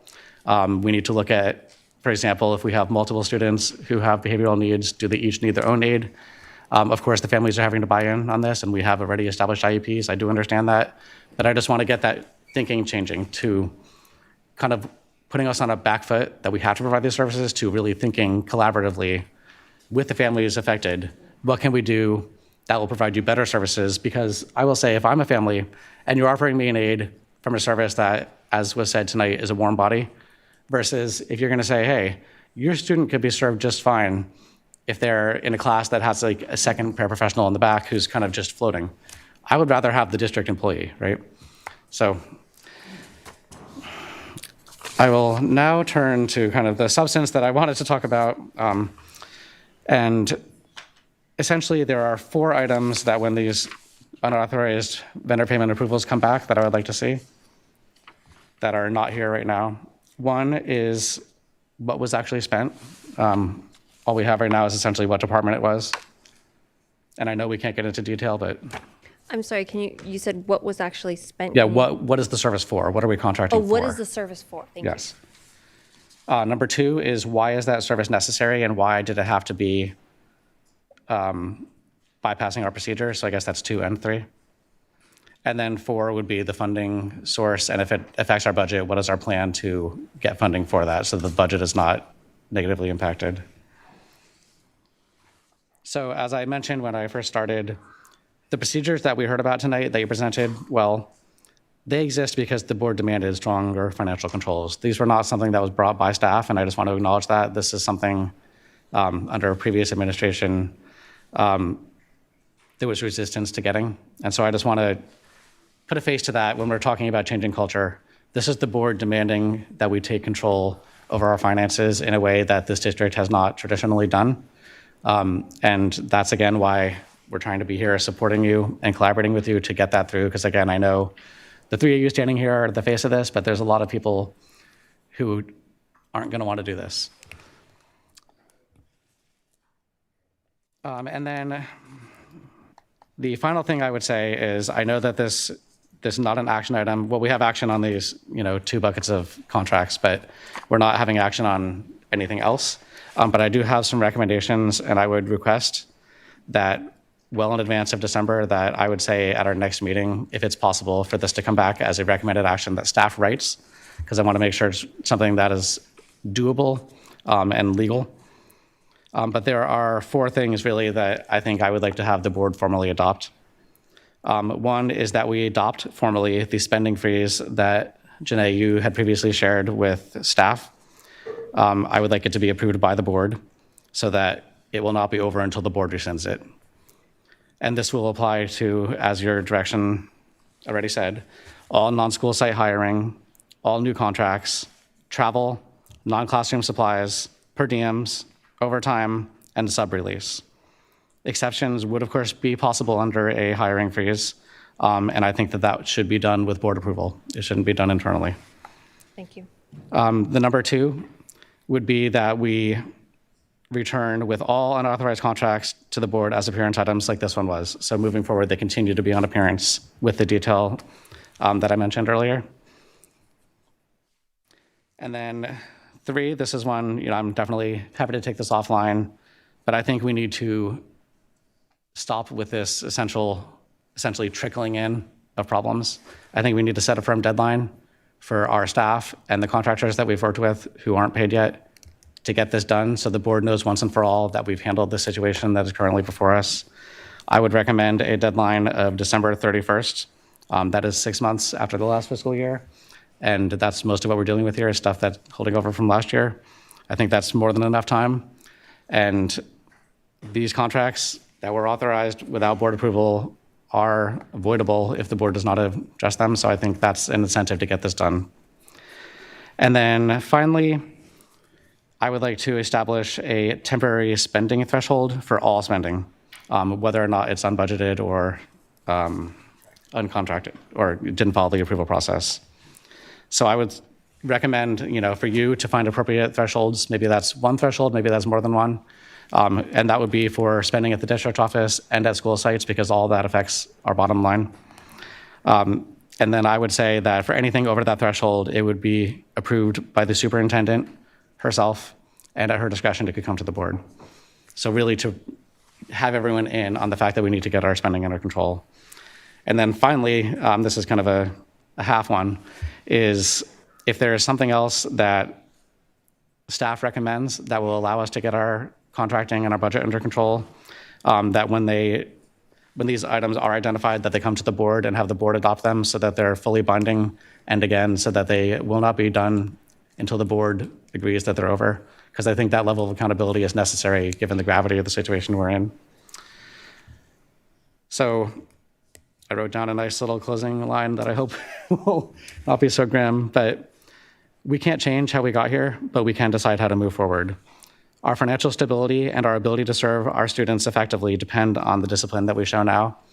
And I would ask my colleagues up here if what I'm saying resonates, if you could share it here or take it offline and share it with staff, because I want to make sure that it's not just my voice, that we're providing clear direction that the district can really follow. And thank you. That was longer than I planned for it to be. Thank you for your comments. Member Ibarra. Going back to some of the comments that Taylor made today on special education sparked some questions for me. So I'm glad that you made those comments. And I align with everything you said when it came to special education. I'm just reflecting on the many IEPs that I've also sat in. I know that there have been times when there have been services written into the IEP that my daughter didn't use. And then we went past the 30-day deadline, and by the time we talked about it, we're like almost to the end of the year. And so my thoughts around that are, hold on, I want to pause. I want to say we made a deadline. We got an IEP by the 30-day mark, and that is something to celebrate. That tells me that your team is working hard to make sure we're meeting deadlines, so I want to preface with that, right? But when we got there, I don't think we had a conversation around the services that were provided, and if she's not using them, it makes me wonder, are we structuring our IEPs to where the staff is writing in where we can legally go back and say, like in our 30-day review or 45-day or whatever that is, are these services still needed?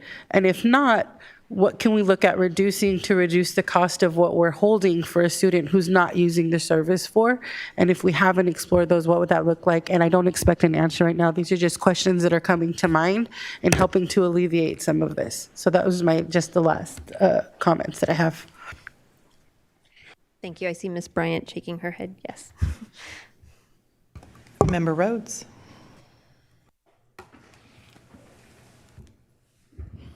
Okay, so what Taylor said a lot that I actually agreed with, and I'm not saying I don't always agree, but I don't always agree, and but today definitely resonated. One of the main things that you guys put, the things that pass board authority. And that we have things in the system right now that allow spending in things that can bypass the authority of the board and our constituents that we represent is highly concerning. In a system as big as we have, I understand that, but it's led us to where we're at today, because also when you looked at the executive summary on your page 25, salary and benefits, 12.6 million. And then you have the bulk of everything. We say books and supplies, services and operational expenses, contributions, higher end costs, allocating restriction programs such as special education and routine restricted maintenance, net transfer 1.1. We're looking at, in that bucket, outside of salaries and benefits, around 32.8 something million dollars. And so with all of that being said, I would love to see, a breaking down from books and supplies, like more in depth in departments, service and operation expenses, more in depth in departments, contributions, more in depth in departments, net transfer, more in depth in departments. And because at the end of the day, us here on the dais are who are responsible to make sure, and we give the power of oversight to our superintendent to run daily operations and her cabinet to be able to monitor those and keep us in the loop and updated for our constituency. But if we're not in that state right now, to where we're in this situation where $32.8 million of those funds outside of salary and benefits are there and unauthorized, and some of which could have surpassed board authority, that is unacceptable to me. And unacceptable on behalf of the constituents I serve on the south side of the city.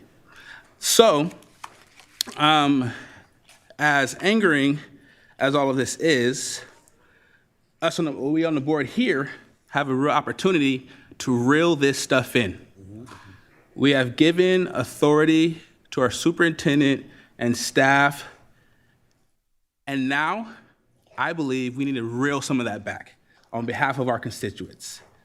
And going forward, I like, remember Kayada said, it's great that we're gonna have some opportunities to do that, but I honestly don't believe in these situations and in these times, we can sit here and look our public in the face and say, we have these actions that bypass our authority. If you look at the org chart here in the district, we are the authority. No matter what any staff member feels or governance, we are the authority. And if the staff can come here and say these things bypass your authority, well, damn it, we need to change that. Full stop. And I'll leave that there because the situation's dire. I've been here in the district the longest as a board member.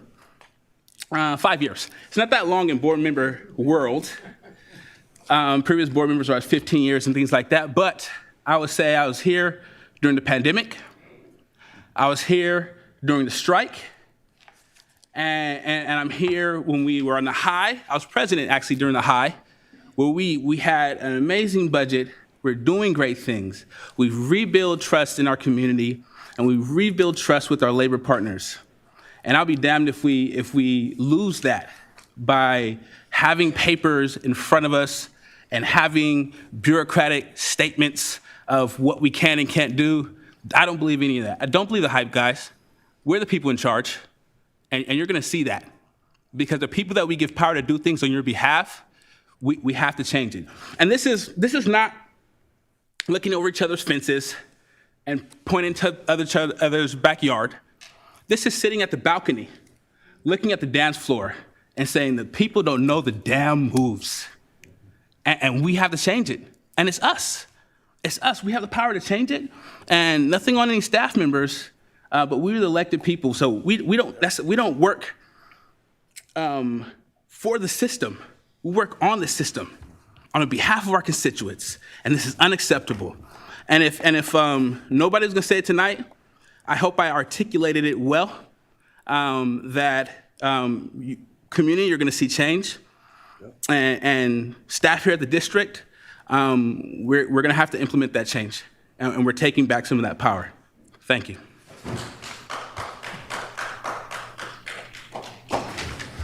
All right. I also would love to go through the slides and ask a few questions. So thank you for standing there and thank you for listening. Starting on slide 7, when you mentioned that while unauthorized does not mean unbudgeted, how do you budget for these unexpected or unplanned and as a result unauthorized spaces? What is that process? Well, what this means is that someone could have these contracts budgeted, right? Like that's a legitimate thing to budget for the contracts you know you're going to need. It's just like in the example that I provided, sometimes it's literally just a miscommunication. I budgeted for it. I thought we already had approval, or I budgeted for it. I thought we already, or I budgeted for it. I didn't know that I had to do a requisition, right? Like we have new leaders, new people in the system all the time. And so that's what I mean by unauthorized does not mean unbudgeted. Unauthorized just signals that the service started before a purchase order occurred. But by all means, it's entirely possible, and I believe in most cases it was in the budget planned by the person initiating the service.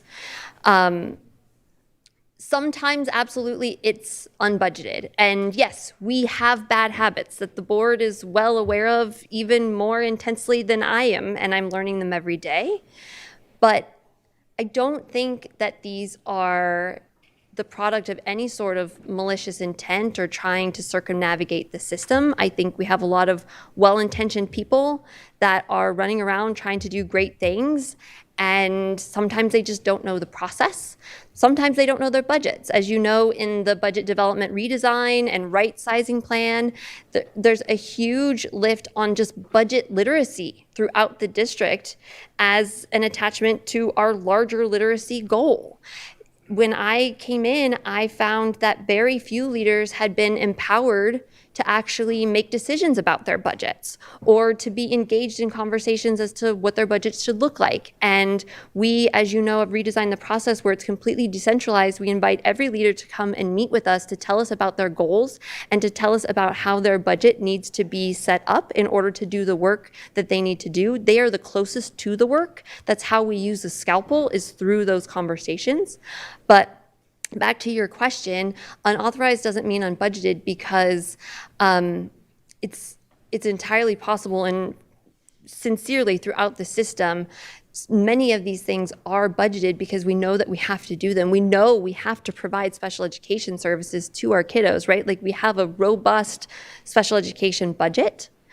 And it's more about the contracts process itself than about the unbudgeted nature of it, without admitting, or while still admitting that in there, we do have habits of unbudgeted things. And the last 4-ish years of COVID dollars have really masked those habits because we had a soft landing of hundreds of millions of COVID dollars that would absorb these unbudgeted expenses. We no longer have that, so now they are staring us in the face. Our bad habits have come home to roost because we did not correct our bad habits while we had the COVID dollars, which would have been an ideal time to do it. Thank you. So going to page 8, I really appreciated this review of the work we've been doing and kind of just reminding us of the info that's been coming to us, the decisions we've been making, the process we're in. It was at this point where I got an image in my head that I felt to be true through the rest of the presentation. I feel like we're a snake eating our own tail. Yeah. And that there's just this constant cycle of chasing our own. So the decision should be made, but the services were needed, and so they weren't. And so now when the decision gets to be made, and I kind of would say this on an upcoming slide as well, like as a board, I don't feel like I'm allowed to say no to these unauthorized things because they've already been decided as important. And that feels completely backwards to what it should be. So it's like that has to change. Like, how do we stop eating our own tail? And that's just like the large theoretical conversation, from philosopher to philosopher. So page 9, Taylor, thank you for your comments and kind of going back to, is it CPA training that these things as well. My question started with, is this just a normal expectation in budgets that things are going to happen? To what extent do we expect these misunderstandings or these not following through stuff to happen? So I'm kind of, Janae, calling on your experience in other spaces and other budgets. To what extent is this normal, and to what extent does this need to change? I would say it's normal to the extent that no process and no system is perfect. However, in my experience, having been at several districts, both large, urban, and small, rural, and in between, I've never seen it to this extent. And that's just honest. And we knew we had challenges. We knew we had issues to tackle. This is a reflection of us trying to tackle those issues. And by no means were we trying to create an internal control that incentivized circumnavigating authority and circumnavigating the system. Frankly, this was to daylight the regular occurrence of that happening that had no transparency before whatsoever. And it's titled Unauthorized Contracts. It's a process based on awareness and knowing better and doing better. It is meant to disincentivize this as a mechanism for payment. It is meant to be a one-time, okay, I figured it out, I need a purchase order first type thing, and then move on and be in simpatico with the process going forward. That is why it's an internal control. Transparency, board authority, process improvement, knowing better, doing better. As has been explained, yes, special education services, and obviously that program similarly, Ms. Bryant is here trying to help turn around and rectify a number of challenges in that program, which they are cleaning up as well.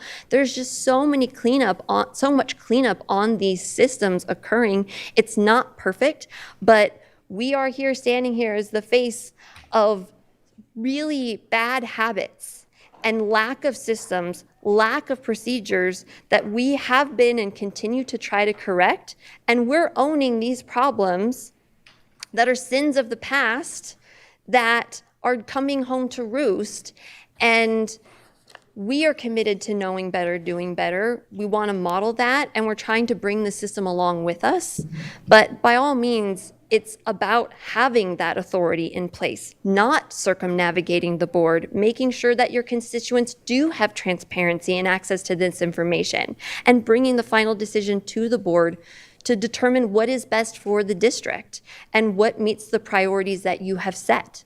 We always seek your wisdom, and that's why we bring these things to you to review and approve if that is your choice, right? Like that's what your vote is for. And should you not approve something, we would navigate that, but we're always seeking your wisdom and don't want you to necessarily feel like we're bringing you a process that requires you to make a decision you're not ready to make. That's not the intent of the process at all.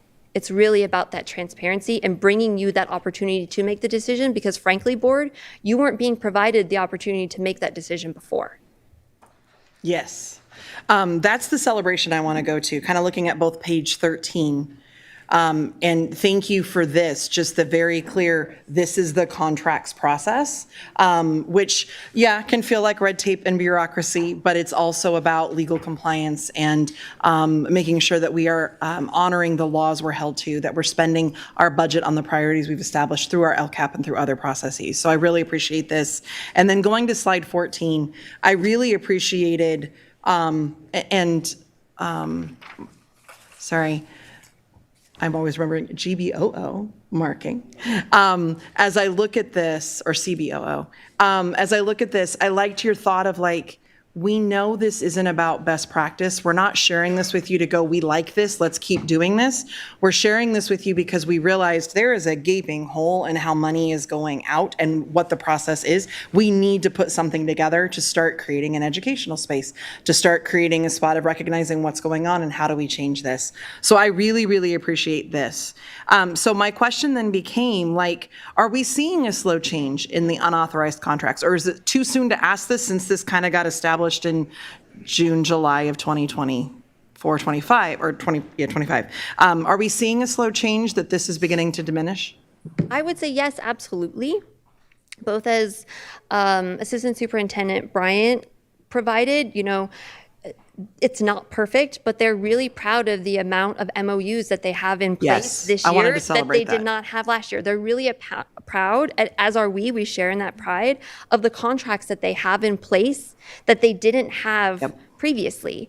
When I started, there wasn't widespread knowledge for principals that they couldn't sign contracts. So a principal would get a proposal from someone, they would sign it. A vendor doesn't know that the principal doesn't have authority. They have a proposal, it has a signature on it, woohoo, they're gonna start services, they're gonna start invoicing us, right? So it has helped a lot to clarify in the system who has authority to do what and create systems where it's like a net, right? Like we can catch the instances where it's not working and try to correct it. And yes, that one instance in the net is imperfect.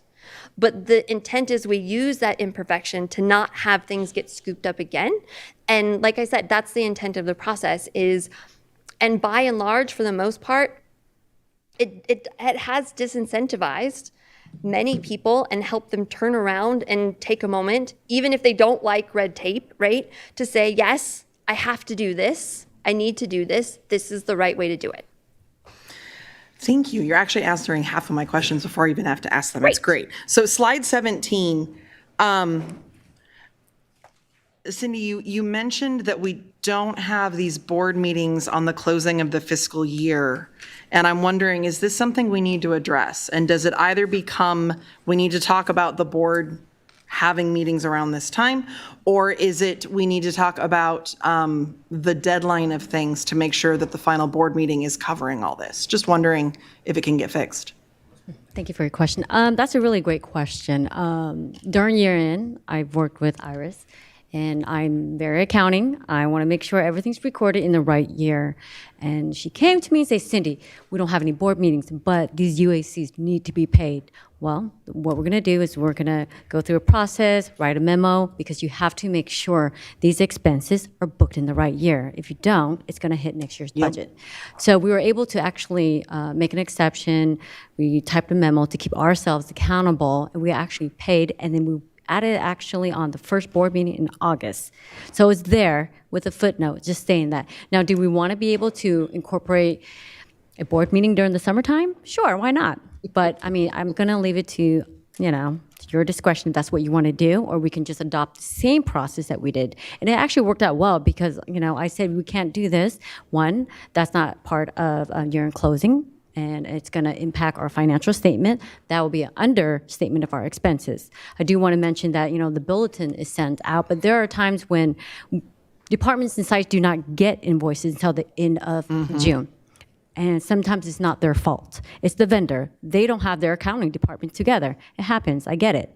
So we just really need to take into consideration to be proactive, follow up, do a quarterly check on these requisitions, and really, really make effort in advance as opposed to May, June, July, when we're in summertime, people are on vacation, delay in payments. So that maybe that is something that we need to incorporate. Like Member Kayada said, we need to be more proactive, something that we need to consider, absolutely. So that area right there, the UAC, yeah, that had a lot to do with it. But we did actually pay it in the correct year. Now, prior year, we didn't do any of that because we didn't know. There wasn't a process. Now, I do want to mention the reason why UAC was actually implemented was because we have vendors going to the lobby saying, I want my money. I'm flying right now. You owe me money. I'm not leaving this office until I get my money. My accounting department was slammed.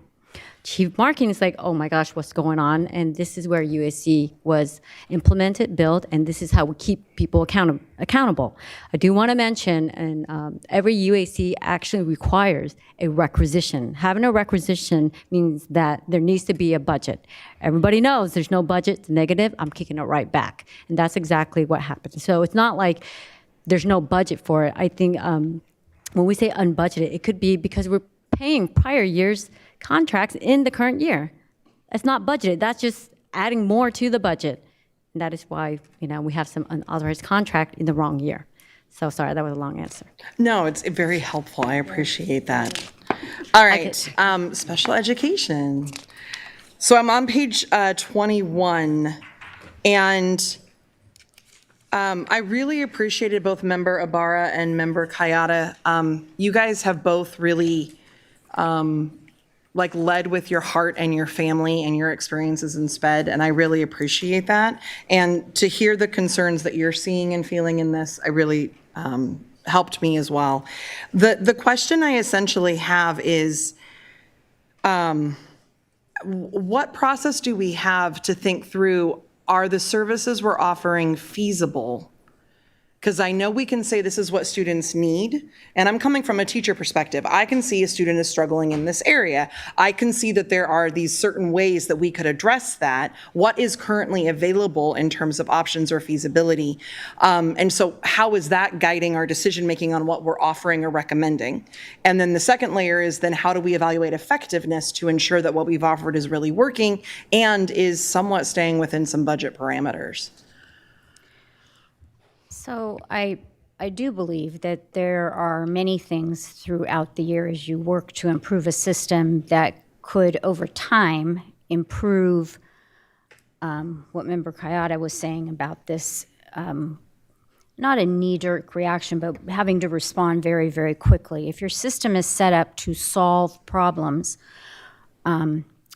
for children who are having difficulty on school sites, and there's a system in place to really look at that problem and to look at all those resources that are already on the school site, and how do we work that into the child's life, either within an IEP or outside of an IEP, that can have a tremendous impact. We are really excited to see what happens this year at the 10 proof of concept MTSS sites, yes. Because I believe that that's going to make a huge difference in referral rates.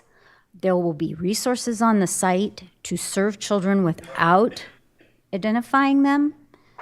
They may have characteristics of a learning difference that needs to be addressed, not necessarily meaning they need to have an IEP. So it's creating a culture on every school site in this district that welcomes students and will give their all to do whatever it takes to make sure that they have access to what's needed like every other student on the site. Thank you for bringing MTSS into the conversation. As a teacher, I feel like so often that tier 2 is the space that we just don't have enough clarity on. So the tier 1 general education instructor is feeling this burden of, I need to address things that aren't me, and then it ends up getting pushed into tier 3 of special education instead of acknowledging, no, what are our tier 2 supports, and how do we both get better at our job as general education, but with the additional supports of the tier 2. So I'm with you, I'm super super excited about that. On slide 22, I definitely appreciated and want to give a shout out to the number of MOUs, like the growth from last year to this year, both in the process clarification, the MOUs that are in place. I can see direct action to address these issues. And it's just really a fun reality for all of us that our budget is so strapped so quickly. We knew this was coming. We didn't know we didn't have more time. So I just wanted to give a thank you to all the work you've been doing to start addressing these things. It just all came to us so quick, right? So the question, when we are looking at agencies to contract with, are we getting, like, how are we improving our process to ensure that the agencies are truly meeting our needs, following our process and procedures? We're hearing some concerns from our SEIU folk about aides in particular that don't seem to be performing great at their jobs in the contracting space. And I'm sorry to throw that one at you. We don't have to talk about that or address that specifically, but these are all in my head to go, how are we getting better at who we're choosing to contract with? Because they're taking millions of our dollars. And if our kids aren't improving, then that's got to change. So what's our process for choosing our agencies? Well, our SELPA director, Gio Linares, has the responsibility to establish master contracts and rates. They do it in sort of a collaborative effort across the region, looking at market trends and things like that. That's done in the spring, and we have the opportunity then to determine if we're going to continue with the current contracts or whether we're going to perhaps move on to a different provider, which we did do some of this year, and we did that for a variety of reasons. We too are working very closely this year with the new partners that we have because, yes, we have heard some concerns, and we are working very hard with them to improve the services at the school site and make sure that contracted employees adhere to the same kinds of standards that we would expect our own employees to do. Sign in, take your lunch, come back from your lunch, be there and available for the child. It is not perfect by any means, and we still have much work to do. I kind of want to just say as an educator too, contracting out services is not an issue or a problem we should be dealing with. I mean, really, truly, this whole process, the best employees are those that work here and are in the communities and love the kids and are invested in what happens on our school campuses and in our classrooms and on the playground and in the cafeteria. And so we are all reluctantly using contractors because we are unable to hire because of staffing shortages and all of those things. So I want to give a shout out to this is not work we should have to be doing, and I'm thankful that you guys are stepping up and making it happen. Okay. Final thoughts. Chief Marking, on page 26, you ended with a beautiful question, and I wrote half of it down. What priorities from the past will sunset to, what's the end of your question? Because I wanted to keep mulling over that as we move forward in needing to make decisions on all of this challenging info we're looking at. Thank you. The question is, what priorities from the past will sunset to create and maintain affordability of the priorities set by the board today?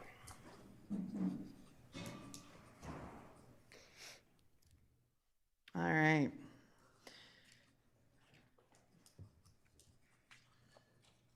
And we've done some conversation as a board in our workshop spaces, talking about just we've had a lot of priorities and we've had a lot of resources, and now it's okay, what's prioritizing over the priorities because our resources are not what they used to be. The last thing I want to share is just we're in a financial space that for years our community and others have heard Sac City talk about. But 3 years ago, when I first got elected and seated on the board, while that financial space was being said that we were in trouble, there was $100 million sitting in the budget. Today, that's not true. The space we're in, it is There is a difference today, and I just want to give a huge shout out. Thank you, Member Kayada, for getting this conversation going, which we've gone way over time, but I think it's obvious that our hearts and our questions and our heads are in this. We are doing this differently because the board is asking for more info, because our staff is re-looking at the practices and the policies and the procedures, because we're working between silos. We're not being in places where it's just pointing fingers. It's like, no, let's get folks into rooms. Let's train more effectively. Let's have these deep conversations. No one is trying to hide anything. There isn't money in lots of spots that are being hidden. Where we are at shouldn't be surprising. But as you pull up a rock and the bugs come crawling out, sometimes you're like, I didn't know that bug was that big. Now we got to figure out what to do. So I just want to say that there is a difference today in how we're handling and approaching this. And for those who are maybe paying attention and watching, I hope you start listening and look for those differences as we really grapple with the info that'll be coming in our first interim in December, because we know that that's coming, and your presentation in November about how we continue to think about our financial space. And it looks like 2 other people got in there, so sorry, folks, you're not done yet. Member Benjamin? He actually didn't have anything. Oh, he didn't? Okay. Member Jean, sitting in my seat. Funny. I had some thoughts that I had prepared, but I think a lot has been said. And I see us moving forward in a mixture of things. I appreciate the information, and I'm encouraged by the processes and the steps that staff want to take to clarify things and make things better and make sure that we're not letting things fall through the cracks as they may have been. And at the same time, I really feel what Member Rhodes and Member Kayada mentioned, and that is that we, in this moment, do need to figure out how to remain, I'd say, accountable to the community, and that accountability is shared by both staff and the board.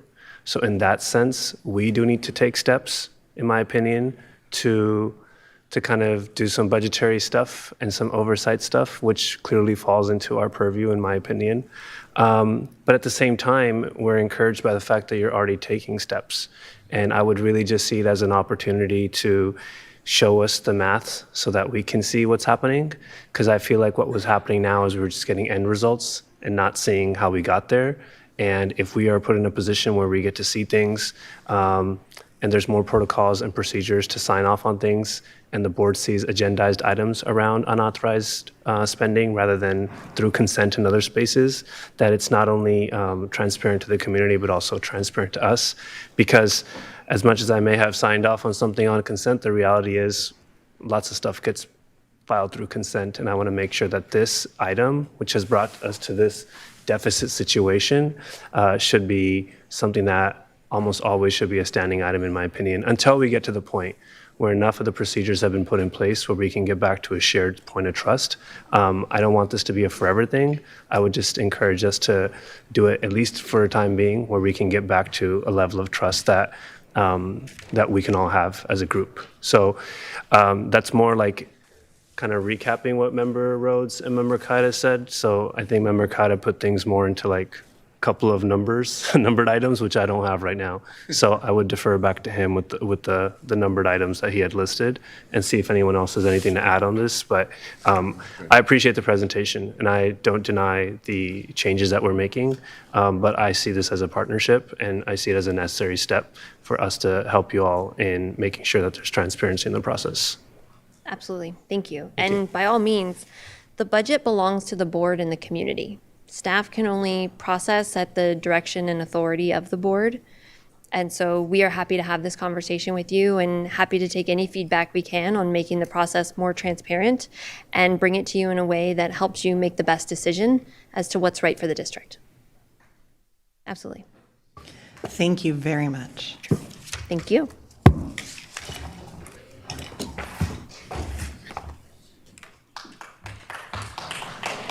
You don't have.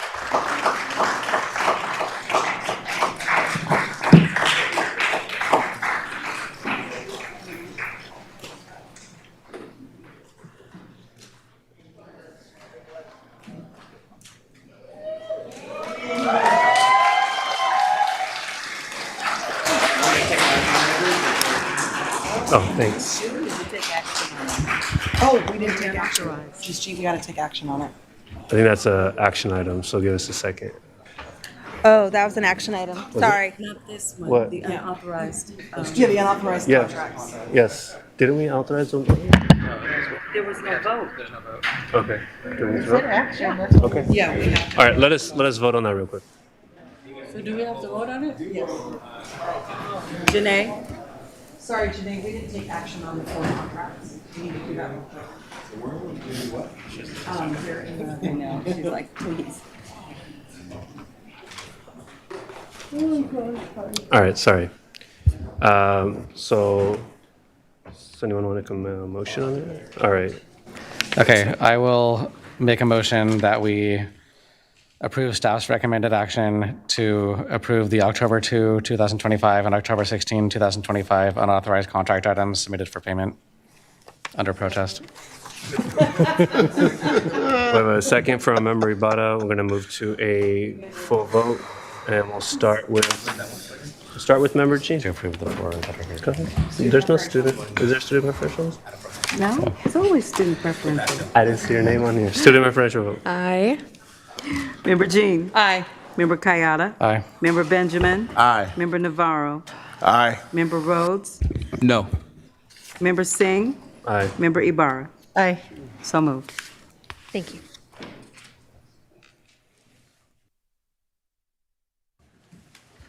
We also need to extend this meeting.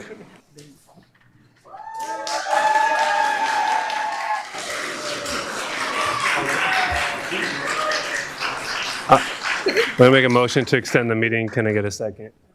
Just do it. Yeah, second. All in favor? Aye. Okay. Yeah. Go ahead, Amanda. Let's be clear, they are not cheering for me, they're cheering for these two. All right, so here we are at this late hour to have our public hearing on the charter renewal for Bowling Green Elementary. Bowling Green Elementary, umbrella for Chacona McCoy, but we're just gonna say Bowling Green Elementary because that's the legal container. This team submitted their petition for renewal on September 23rd for renewal for the charter term that will expire at the end of this year, June 30th, 2026. You will see a staff report November 5th, and we will be voting on their renewal at the November 20th board meeting.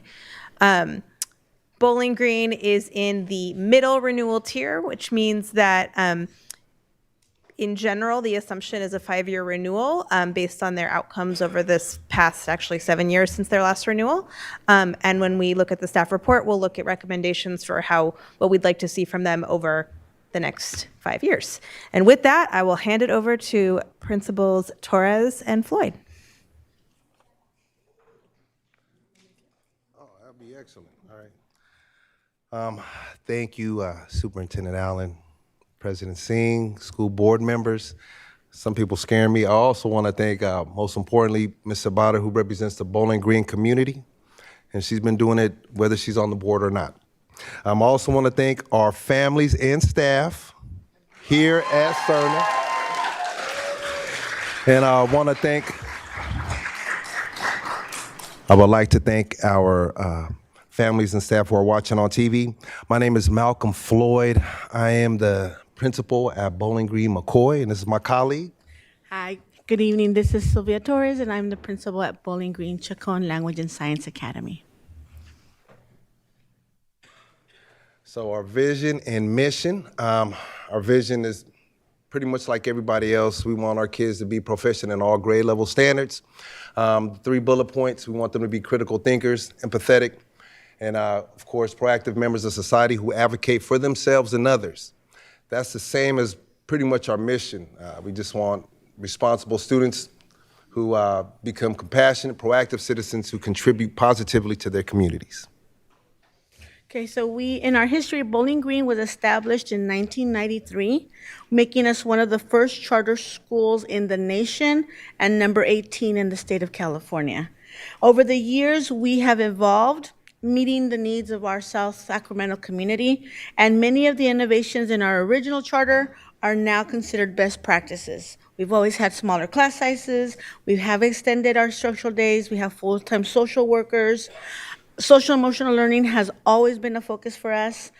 We do have very strong steering committee. We bring in our parents and our community members. For over 20 years, we've been part of the Home Visit Project, and we, instead of having an open house, all of our teachers meet every single parent as a beginning of the year conference, just so that they can have a stronger parent connection since the beginning of the school year. Bowling Green Chacon Language and Science Academy is, we offer a Spanish dual immersion 90-10 model. It supports cognitive development, academic success, bilingualism, and cultural awareness. It also promotes equity and builds strong school community ties while honoring many of our students' first language. On the other side of the campus, McCoy, we have a looping model, second and third grade, and fourth and fifth. A few benefits, academic benefits. They build continuity in learning. The stronger relationships, we have that with the teacher and student, and then also with the parent and the teacher. More efficient use of time when you loop, faster start to learning each school year because you don't have to meet the student all over again. And then it boosts students' confidence. Students feel known and supported. Our data shows that nearly all the students at Chacon are making at least a year's growth in reading and math. Many are also reaching their stretch growth, showing strong progress towards grade level performance. We see similar gains at McCoy. Students are showing consistent growth across subjects and closing gaps more quickly than ever before. This is the Kelvin survey that Mr. O'Leary was talking about earlier. You're going to see the same results pretty much with Chacon and McCoy. Dark blue represents the stronger points. We all believe in belonging, safety, predictability. McCoy has gratitude, while Chacon has well-being. Due to what we feel is our strong Tier 1 SEL supports and restorative practices, our suspension rates are very low, and we built in proactive systems rather than reactive ones. So now we're looking at our standardized test, the CASP and ELA. We pretty much score pretty much the same. Improvement over the years. Attending Bowling Green correlates with the students meeting their stretch growth goals on already, like Ms. Silvatore stated. And when we look at math, students at Bowling Green are showing recovery from COVID and the strengthening of math skills, as we can see, we continue to improve as the years progress. We have strong partnerships with organizations like Sac State, Sierra Nevada Journeys, the Sacramento Methodist Church, and Project School Bell. These partners support field experiences, student celebrations, supplies, books, and our staff development. So we have extended learning opportunities, our ELOP. You can see a list of our field trips there. We have after-school activities as well that last all the way up until like 6 o'clock. However, the most important field trip was the Bear Valley and Alpine County. Both schools went for a week, shared the space, learned a lot about each other. But you got to remember, we didn't have a campus for the summer. So it was really trying to find kids at their houses. But I think this is the best field trip we had. Like I said, social and emotional has been central to our charter since back in 1993. We have 2 full-time social workers, 1 at each site, daily community circles, calming corners in every classroom. We have a strong parent involvement, and we have a very strong steering committee also. If we have events at our school, like our engineering day at Chacon, which highlights our hands-on learning. We have a philosophy where students learn better as they're doing things, and this exposes the students to a real-world problem solving. They make it all the way from starting the problem to doing some hypothesis, going and testing, and and then at the end they present it to all the other grade levels, and then we actually do it in the evening and present it to the families. So we recognize that we have opportunities for growth, and we do recognize that we have some strategic responses to that. One of it is for enrollment. We are expanding our outreach throughout community efforts and a united front from both schools. As more enrollment we get, the better is for both of our sites. Of course, increasing school climate and culture, that's what the Kelvin survey is going to do. Help us identify what the data says and work with our kids. The next one is implementation of a new TSEL program and staff training. We also recognize that in academics, we'll continue strengthening our small group instruction, using our aids that we have more intentionally, and leveraging that we do have small class sizes and making a bigger impact to our students. So go Bowling Green Dragons.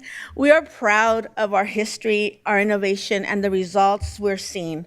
Bowling Green remains deeply committed to our students, to our families, and our South Sacramento community. We appreciate your time and consideration and look forward to continuing to work for another charter term. And thank you so much, appreciate you. And thank you to our families. Mike B.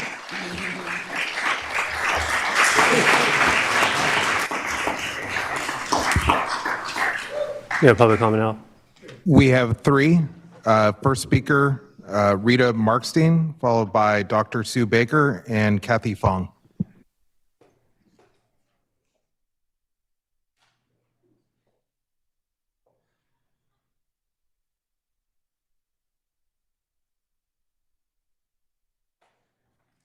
Good evening. Thank you for being here. It's so late. You're all holding up so well. My name is Dr. Sue Baker. I'm a professor at Sac State, and I'm here to speak in support of this wonderful school. We've placed our student teachers at this school. This is my 25th year at Sac State. We've been placing student teachers at Bowling Green Chacon since I got to Sac State. Our student teachers that are placed at the school do so well. It's an amazing school, as was just talked about. The students feel safe. They feel like they're in a family. Families continue to put the siblings at the school. The reason why the Chacon Academy is called the Chacon Academy is because one of our professors taught a science class on the campus for years in Spanish. And so our student teachers would come to the campus and get to take their class at the Bowling Green campus. And then many of our student teachers are now teachers at Bowling Green. And so this cycle continues. And we've just been honored and blessed to get to work with the school. And we look forward to working with the school for many years to come. Okay, so I want to thank you so much for your support for the school over the years. And we hope that the school continues so that we can continue to place our student teachers there. Thank you. Thank you for your time.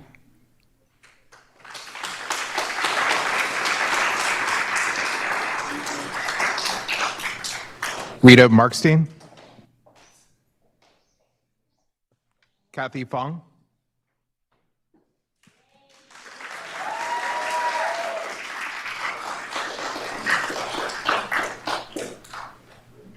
Good evening. Thank you so much for staying up so late and waiting for us so we can renew our charter together. But also thanks to all the parents and the teachers and staff who decided to stay up this late. I told the kids even they're kind of late, but it's okay. They're willing to support our school, so thank you. Good evening, school board members. My name is Kathy Fong, and I've been a great privilege of teaching Bowling Green Charter McCoy Elementary School since 1999. Over the past 26 years, McCoy has not just been my workplace, it's truly been my second home. One of the great joys of my time here has been growing with this community, not just watching it change over the years, but being an active part of that growth. At McCoy, everything we do is centered on meeting the needs of our students through looping, social-emotional learning, and school-wide commitment to build strong, lasting relationships. We create learning environment that allows us to truly know our students, their strengths, their challenges, their learning styles, and their passions. Our students benefit greatly and truly need these strategies. Many of our children come to us with unique academic, social, and emotional needs. Our looping model gives us time and opportunity to understand those needs more fully. to build trust, and to create consistent, safe spaces for learning. Teaching students for multiple years allows me to build meaningful connections, not only with them, but also with their families. This is especially powerful for families who speak English as a second language, as it allows us to become true partners in supporting their child's growth. Over time, we don't just become a team, we become a family. The community can create stability, which is essential for helping students grow academically and emotionally. Combining with intentional SEL practices and teach self-awareness, resilience, and empathy, these strategies ensure we're not just teaching content, we're nurturing the whole child. Over the years, I have had the honor of seeing students I taught return as confident young adults, either to visit or to work as part of our Bowling Green McCoy family as staff members. I cheered them on at their graduations, sat in the stands of their college soccer games, and even attended their weddings. Staying connected with them is one of the greatest gifts of this work, a reminder that we do reach far beyond the classroom. That sense of connection doesn't end when students move on. I've had the joy of teaching siblings, cousins, and now even children of former students. That is the kind of school McCoy is, rooted in relationships, rich in a tradition, and committed to every child and every family that walk through our doors. Thank you.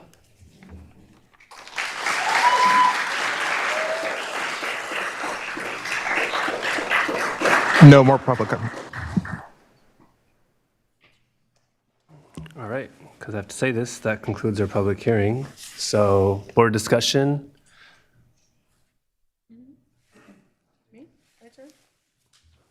I don't think these are cleared from before. Go for it. I'm so excited for you all. It's almost like I'm speechless, but I'm not speechless. I always have a lot to say. So, with that said, when I want to reflect back on your vision and mission. I think that was on page 5 of the slide. When I was introduced to the Bowling Green community, I was organizing. And I remember going in to the McCoy side, and 5, there you go, right there. I want to highlight this because community didn't have this then. They did on one side, but not on the other. And so to see this embodied on both sides is such a beautiful thing, because this is where families choose to send their kids. And it's apparent when I get emails or phone calls from the community that that's what they want. They want to stay there and they want to remain there. They just want to ensure that they have the supports for their kids. So that tells me that you as admin are creating that space, not just for your families, but for your staff to create that environment. So I want to say, Pat, this is your time I don't have actual flowers, but for me to give that to you, because this is not always the case. But I'm extremely proud that you are in my area, truly from the bottom of my heart. And Amanda, oh my gosh, right? What was the steering committee like at McCoy when we met? And where are we at today? So thank you for all of your hard work. I don't want to take up too much time because, again, I can go on and on. But continue the work. And Bowling Green staff, invite me on some home visits.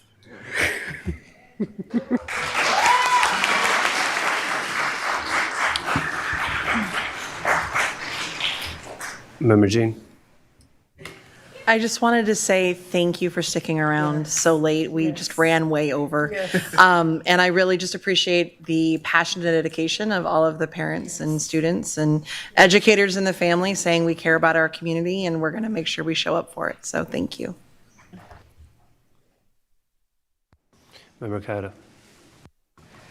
All right, so for those of you who don't know, my father-in-law, Dr. Dennis Ma, was one of the founders of Bowling Green, so I know a lot of your history. And I will say I am sure he is very happy that we're here today talking about this renewal. When we've talked about, and of course I've read your charter because he's my father-in-law and he grills me on it. But I will say, not only was this the 18th charter, which by the way is in his email address, as you know, but it was the first dependent charter in the state, and that's because of the community vision that created the school.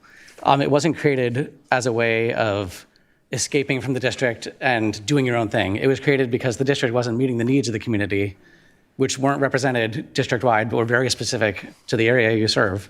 And they wanted the flexibility to do that while still being a part of our system. And that's how I see you. You are a part of our system, and we truly are partners in educating these kids.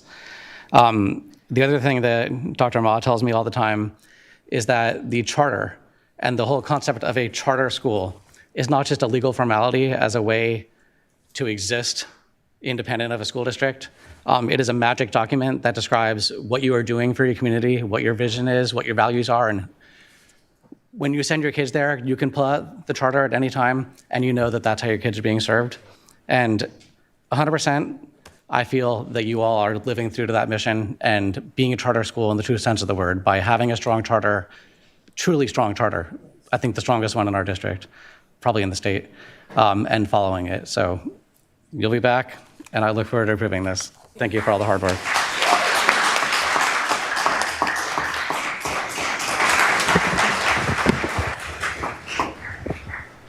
I'm good? Yeah. Okay. So I'm not going to keep you long because they need to get home, go to bed so they can be at school in the morning. But I just want to say, you know, a good charter is really kind of sometimes only as good as its admin.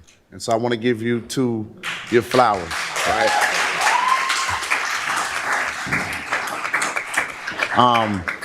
You know, it takes a lot to water these seeds, right, and see them grow and blossom and become, you know, what they need to be. But I think that when I drive by Chacon, it's just a certain energy that's there, right? When I go by McCoy, it's a certain energy there, and I know it comes from you too, and all your faculty, staff, and teachers. And I want to thank you all. So I look forward also for you all to come back so we can approve this. Yeah.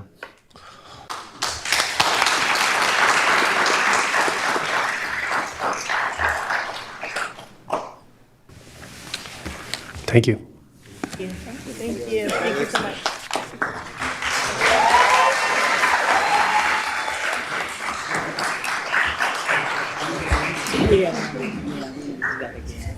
Just to announce it, 11.2, public hearing on charter renewal for California Montessori project.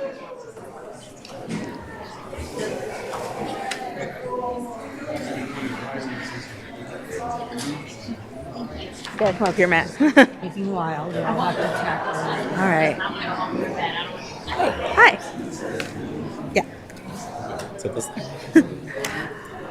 All right.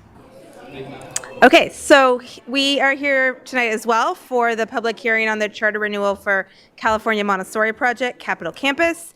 I'm here with Matt Taylor, Superintendent of California Montessori. On September 25th, the California Montessori Project submitted their petition for renewal. I want to note their charter does not currently expire until next year. They have submitted early with the understanding that we're not deciding until the data is in, so we will have the most current year's data in November before we have to decide in December. So I want to make that clear. That was a shared understanding in this process. They are and anticipate continuing in the high renewal tier, which means that they are either blue or green in all state indicators or outperforming the state in all of their indicators.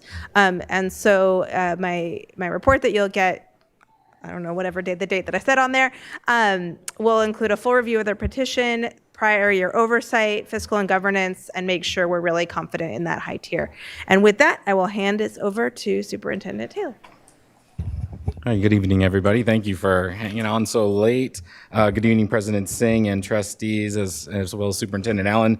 I'm here with Lakshmi Aradhya, our principal at CMP Capitol Campus, as well as Candace Lamarche, who is our Chief Operating Officer, and Jenna is one of our board members, as well as a couple of students that will be all part of this presentation. So thank you for the time today. The California Montessori Project is a network of 6 different charter schools throughout the Sacramento area, serving about 3,000 kids, and CMP Capital serves about 420 currently. Here's our location right there where the big heart is. That's our campus in the College Glen neighborhood. We serve a lot of students from around there. Our mission statement is that the mission of the California Montessori Project is to provide a quality, tuition-free Montessori education that challenges our students to reach their full potential. And I'll let you take a look at our vision statement, but we really have been leaning in on our goal of empowering every student to be a global citizen. That is a big part of what we do through our Montessori method and through our program.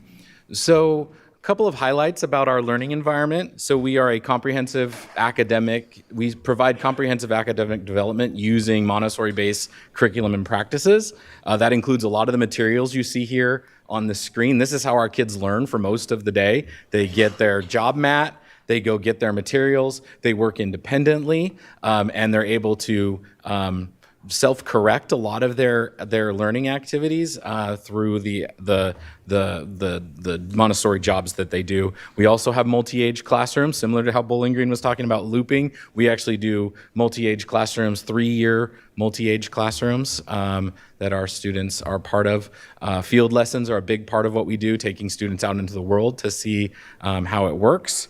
And all of our students, all of our teachers we strive to have all of our teachers be dual credentialed, which means they have a California teaching credential and a Montessori credential that CMP pays for. So we pay for that Montessori training. So the teachers come to us with a California teaching credential. We add that Montessori credential on top of that.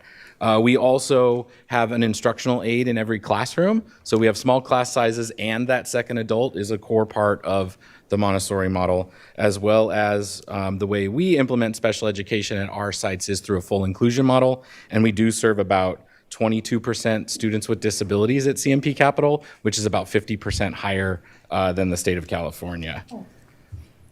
So we do enroll a much larger percentage of students with disabilities. However, we do enroll a smaller percentage of English learners than the district.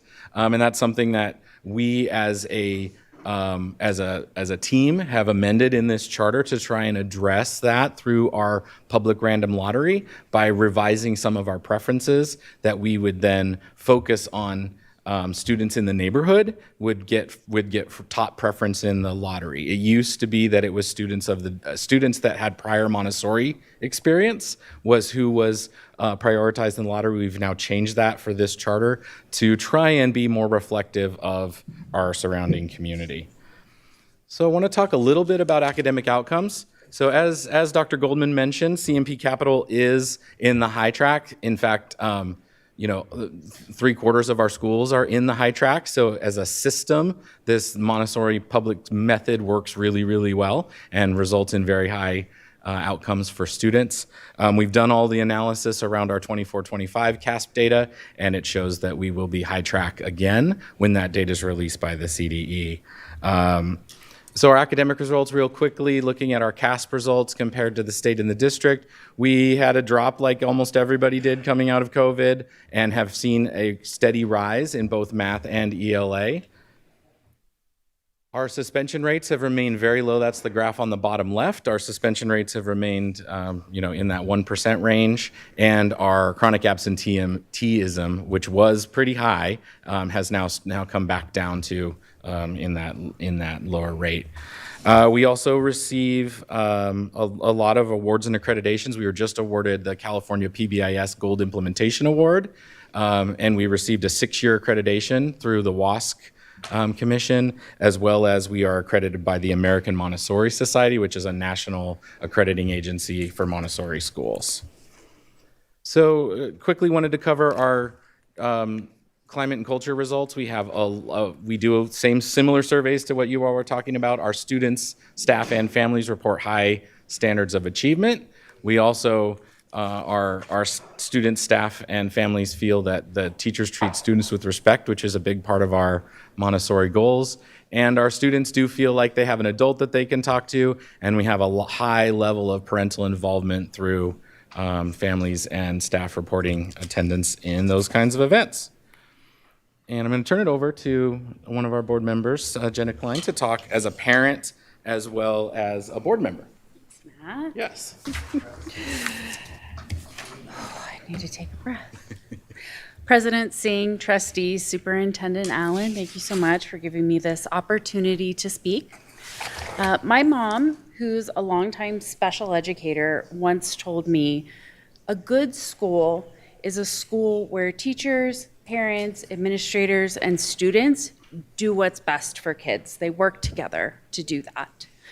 I believe CMP and SUSD embody that spirit. So I want to talk a little bit about what we believe. We believe Montessori schools should be free public charter schools. I didn't mean to say charter, but we are a charter, so it's okay. Maria Montessori began her work with disabled and impoverished children. CMP Capital's community includes 22% students with disabilities on a full inclusion model. We believe in fostering a community of belonging with ample opportunities for volunteering, field trips, and after-school enrichment. Our fundraising efforts directly support financial aid for live scans so all parents can volunteer if they want to, field trips, enrichment scholarships so all kids can participate in after-school activities, classroom funds for teachers, and campus improvements such as our swing set and our sandbox. We believe in peace and friendship. We believe in grace and courtesy. And I believe, and I think we believe, that CMP and SUSD are in community. Because you see, we support each other. CMP parents, staff members, board members joined with SUSD to canvass and text bank for Measure D. You have supported us with facilities to support our growing TKK program. Sorry. And Matt and I were recently honored to attend your Oak Ridge Elementary ribbon cutting, and really congratulations on that facility. It's beautiful. You guys did a great job. And we're collaborating on a renovation project at a district-owned site that's leased by CMP. So, with all that said, we're proud to be a part of your ecosystem of schools. And I'm grateful for the partnership we have. I want to make sure I'm extending a personal invitation to every single one of you to come to a tour of our school with me. I would love for you to come see our students learning and thriving. And let's continue to do good work together. Thank you. Thanks, Jenna. So we have a couple of students. Can I have Audrey and her sister Elise come up? They'd like to share some things with you.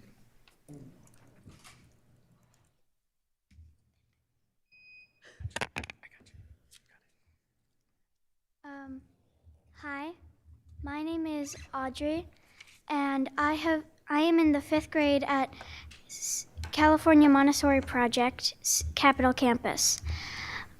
I'm excited to be here and talk about my positive experience at CMP Capital. I have been at CMP Capital for about 6 years, from kindergarten to 5th grade. I have been to Montessori schools my entire life, and it has been a really great experience. Progressing over the years I've been at CMP, I have had a lot of helpful people come and help and work with me, even when I had a hard time at school or in the classroom. And those people were my teachers in the classroom, the staff and aides, and also my fellow students. We are a community and support each other. 2 things that I love about being at my school are how we get to stay in the same class throughout 6 to 9 or 9 to 12 or even middle school. The other thing that I really like is the fact that instead of just using your brain to power through math, like at most schools, at CMP we get to use materials like the pegboard or the division board. That has been my experience at CMP, and I hope that it only gets better. Thank you, Audrey. Thank you. We have one more student, Lucy, who's actually a student here in Sac City at McClatchy, but it was a graduate of ours. So we wanted to have her share with you for a moment. And we have no other public comments, so we're just putting it all in here. Hello, board. I graduated from CMP last year. I'm currently at CK McClatchy High School. I have attended CMP since I was 4 years old. During that time, I truly had an amazing experience. I met so many amazing people. The teachers are amazing and the supporting staff. There were lots of things to do, like electives, like the Model UN elective directed by Melanie Brown, and middle schoolers being able to work with the younger students and having amazing connections with my teacher, that I still have a very strong relationship with my kindergarten teacher, which is one of the reasons why I'd been there since I was kindergarten to 8th grade, because I just love the staff. And I think when you have lots of kids, lots of people in my middle school that I graduated with, I had known since kindergarten. And I think that just really shows that CMP is a great place to send your kid. Thank you. Great, thank you, Lucy, so much.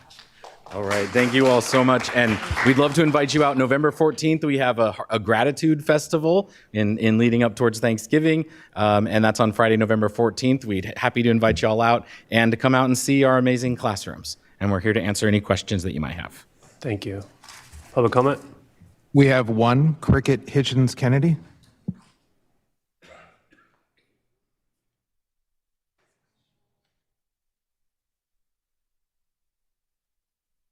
I'll keep it really brief.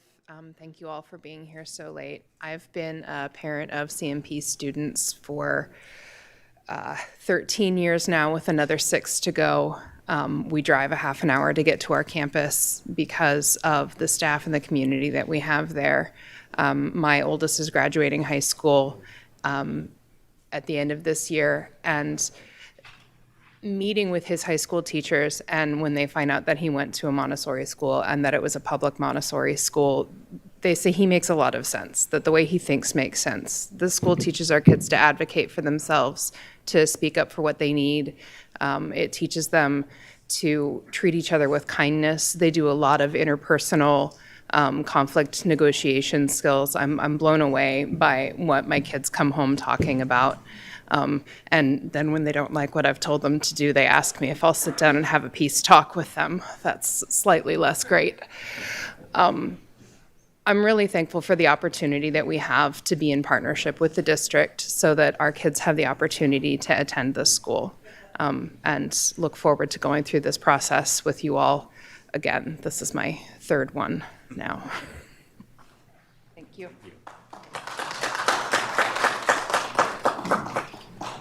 All right, that concludes public hearing. Board discussion. Go ahead, April. Thank you all for coming out this evening. I just want to call out and say thank you for including this piece that you all have been very thoughtful in integrating the English learners in your program. And that speaks volumes to not just your presentation, but the mission of your school. And Jen, I just want to say, when I was campaigning, I remember knocking on your door, and you took that opportunity to advocate for this school, which demonstrates to me really the passion behind what you do and the conversations we had even when we were at Oak Ridge. So I'd love to take that opportunity to go and learn more from your school. But just really, the way you narrated everything this evening, the both of you, embodies exactly what you said, and I want to tie it back to that collaborative piece, because I appreciate that it came from you and that's the way that you all presented it before you even said it. That's just an example of what we want to see, or I shouldn't speak for us as a board because that's not fair to the rest of the board, but that's something that I would like to see more of, that collaborative partnership as we're looking at how we interact with our charters, whether they're dependent or not. So I thank you for that, both of you. Member Jean. I wanted to give the shout out for the 6-year WASC. There's a lot of things in here, but that one, I know what that one takes. And then I just wanted to say I appreciate not only the high success and the creativity and the commitment to Montessori and supporting your staff in their dual credentialing and all of those pieces, but that you're still looking ways to improve and considering the students that we serve and the students that deserve opportunities and options. And then acknowledging the ways and the spaces that you can continue to grow. I also want to give a shout out to SPED at 22%. Like one of my, I'm a 20-year high school English teacher. That's why I ran for school board. I wanted to put educator spaces in here, right, in the conversations we have. And one of my continual frustrations is when charters continually support a certain kind of kiddo that's probably going to do great no matter what, and then claim their excellence in that. And so when I look at things like special education supports and the supports for staff, but then also recognizing the equity realities and whatnot, like I can hear your heart coming through and all that. So I just want to give a huge shout out to the work that you're doing. Well, thank you, and thank you for knocking on those doors with us, and loved being in the neighborhood anyway. So that was fun, and I still remember it. So appreciate you all. Thank you so much. Thank you.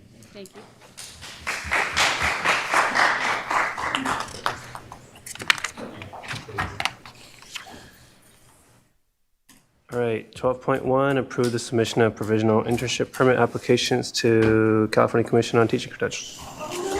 Hi. All right. So there we go. So good evening, Board President Singh, board members, and Superintendent Allen. My name is Christina Pena. I am the Human Resources Audit and Compliance Analyst. I'm here this evening to present to you and ask you for your approval for a provisional internship permit application. I'm here this evening because Ed Code provides an opportunity for districts to waive portions of credentialing requirements in order to allow educators a little more time to complete their credential requirements. In order to submit the provisional internship permit application for this employee in need, the CCTC, which is the California Commission on Teacher Credentialing, requires a public notice to process along with board approval prior to the submission of the provisional internship permit application. The applicant listed here is currently working on meeting their program requirements in order to become eligible for their intern preliminary teaching credential. These permits will allow the teacher the opportunity to complete their requirements set forth by the CCTC and remain in their position while they continue their work with students. Staff recommends approving this permit request. Thank you. Public comment? No public comment. Or discussion?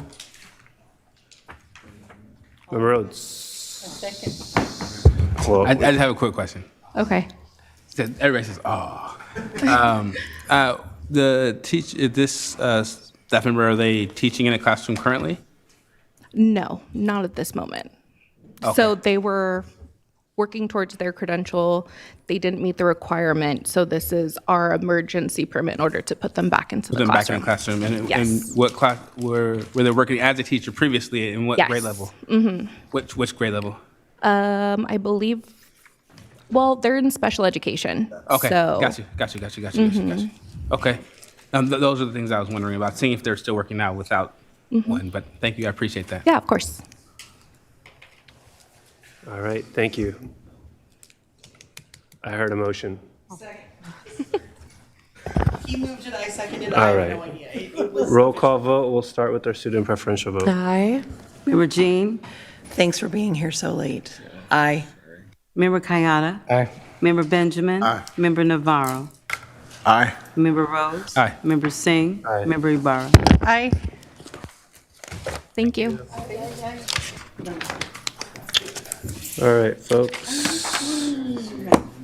Future board meetings, November 6th and November 20th. Motion to adjourn. Thank you. Happy birthday.